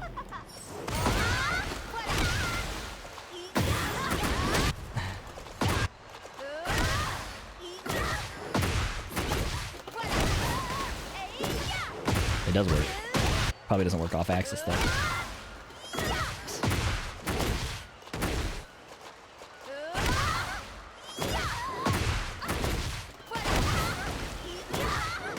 Yeah. So That misses off axis also.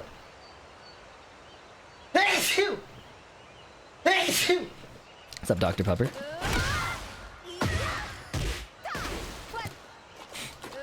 I need an axis stable combo, man.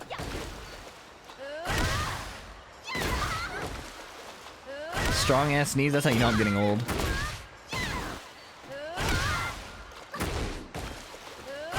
I thought season 2 killed off axis. No.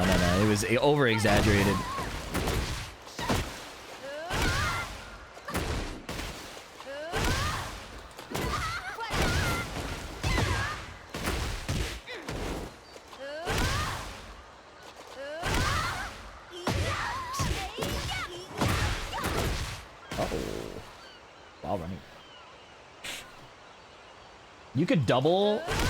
You can double strong aerial tailspin? Hey. Oh, that's cool.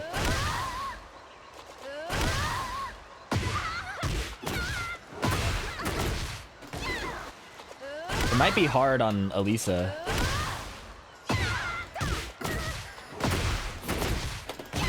Wow. Oh, that's fire. I'm gonna drop this shit for sure, though.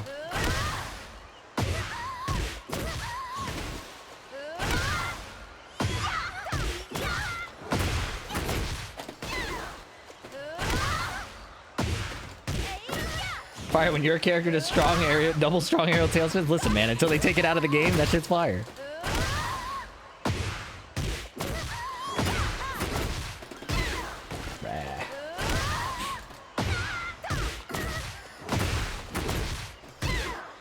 That keeps missing, man.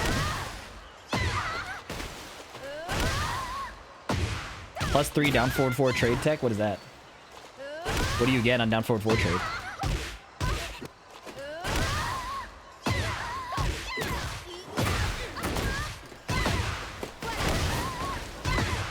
QCF 1-4, damn. I need an easy version because I'll drop this shit. So let's see how much damage I get.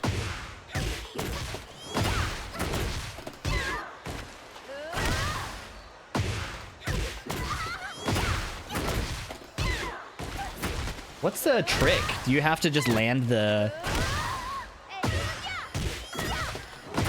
QCF 3+4 really deep?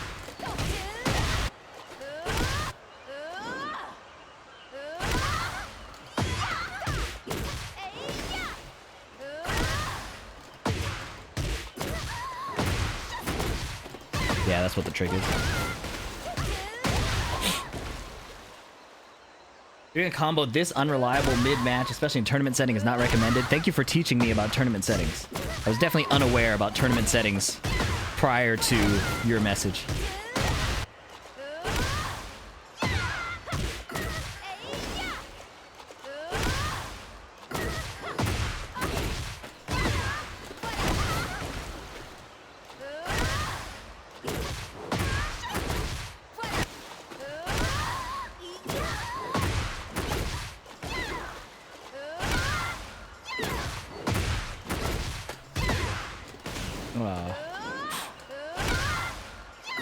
Let him cook. Something about that guy's name color makes me think he might know a thing or two. Dog.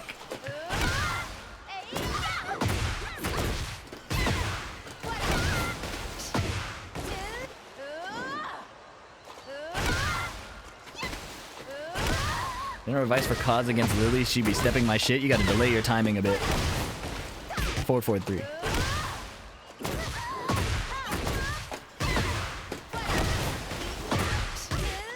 $79. That's pretty good.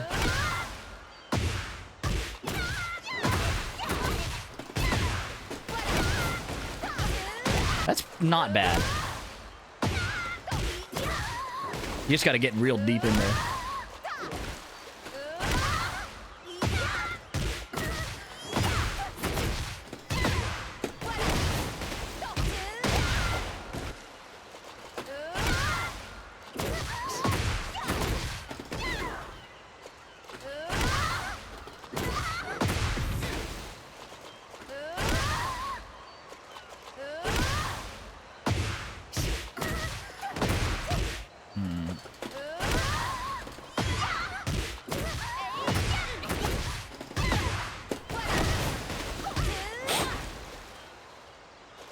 How are the games? Infrequent.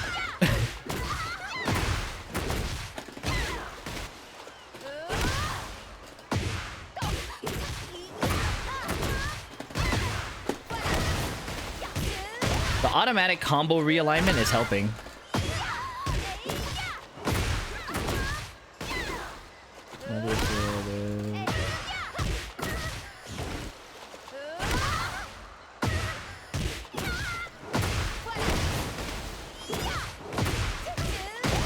I like that one. 84.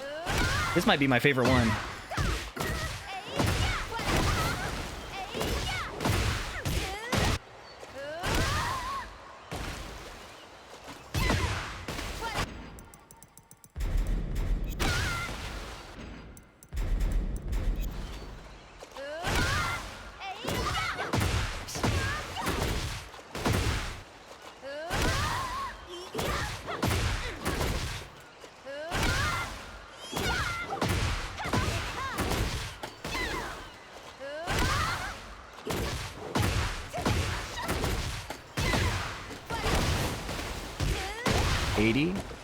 I think this is the vibe. Is do this.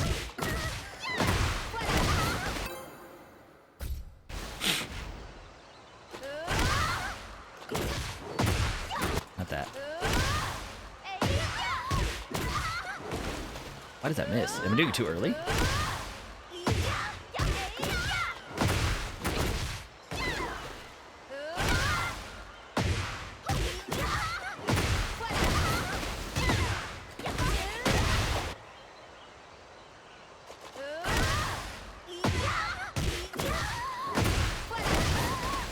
Up 3-3.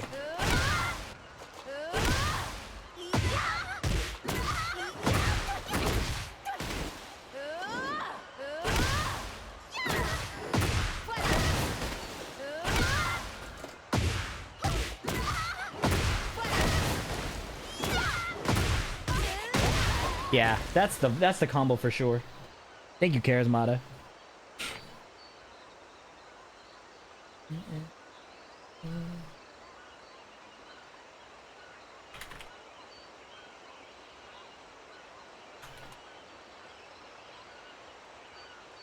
Really enjoy seeing you playing TNS. You've been kicking ass. Hope you're having fun. I am really excited by the progress.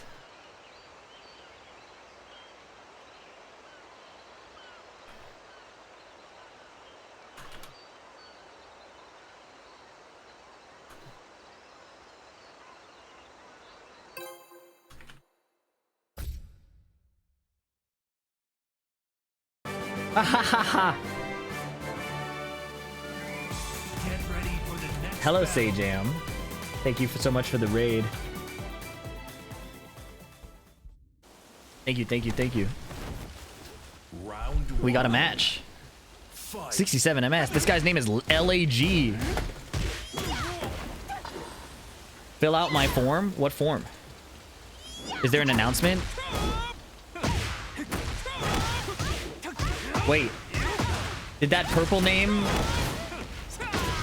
leak Sajam Slam? If there's no... I don't know. Shoot that guy. Shoot that guy. I stopped looking at the game thinking that there was a sign up. Round 2. What color? Purple. Of course. What the fuck? Nobody get excited. That guy was lying. As expected.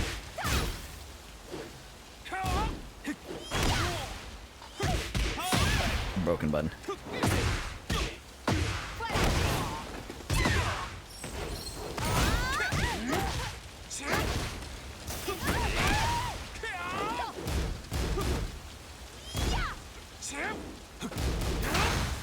No duck.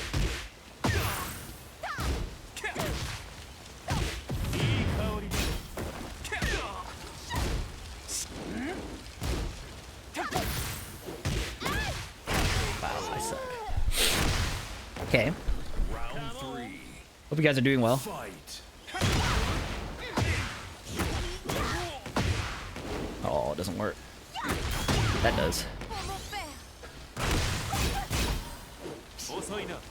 What the fuck?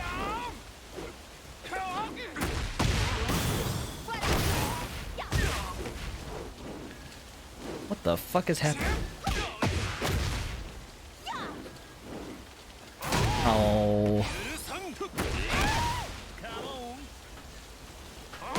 Uh-oh. I should have known. I don't know why I was ducking. Nice combo.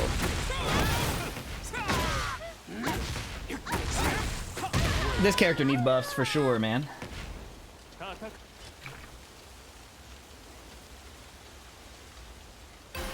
This is actually could be one of the best losses I've ever taken. Round one.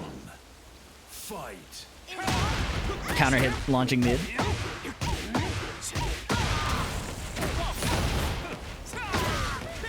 That's homing. Back one is so good, bro. This guy might be the GOAT. Hang on.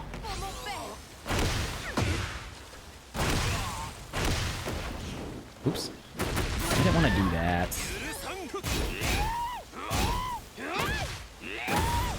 Guy's a menace. Round two. Fight.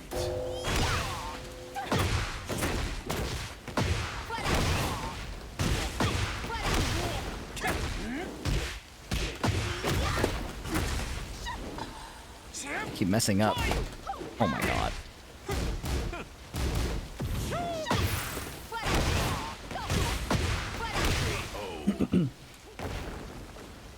Round three. Fight. Oh my god.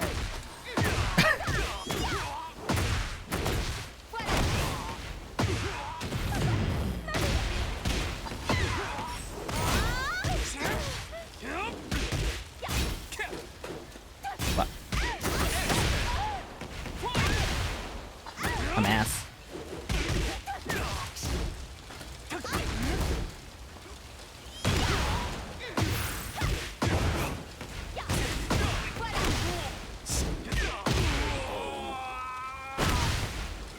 Round four.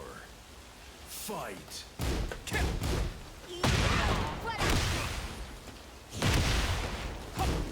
He mashed! Nice punish.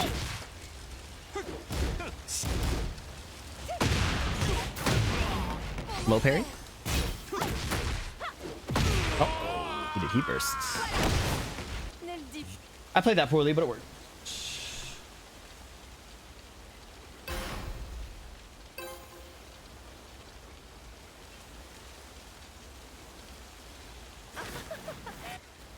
Round one. Fight.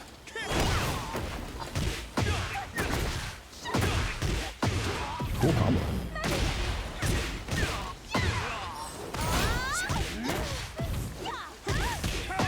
He didn't just frame it, so I didn't die, thank god. Bruh. This guy's a ducker. How did it miss?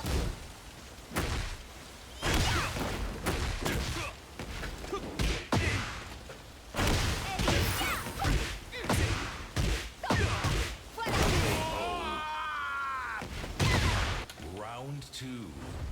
Fight.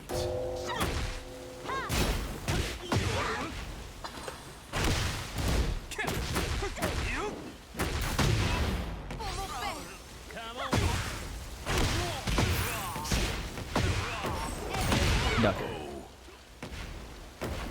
It's called coverage, you wouldn't get it. Fight.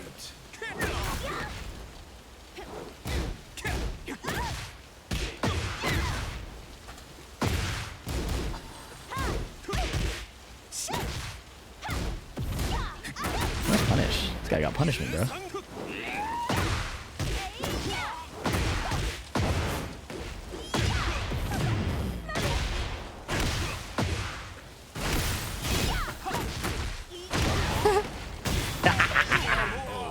Yes.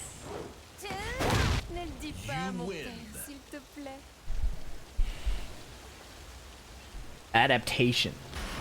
Alright, chat. Get ready for the Good little 3.5 hours. Thank you for the raid, Sajam. I have to wrap up. But I'm having a lot of fun, and man, Tekken is cool. Matterhorn combo works off while standing too. Perfect. I like having standardized combos. And I wrote that one down. Thank you, Charismata. You're the GOAT for that one. Appreciate the support, you guys. Thank you so much. Let's find somebody to raid while I run a 3-minute advertisement. Don't think about those sexy magic cards. You're evil. I'm timing you out. Toronto top tiers. Cyberstun City. Clicks. Katamina. Noah the Prodigy. Ludwig's live. Ludwig should play Tekken, man. Twitch rivals Mario Party? Is that what it is? Oh, it is. Damn! I would be the goat of that. High fucking key, man. High key.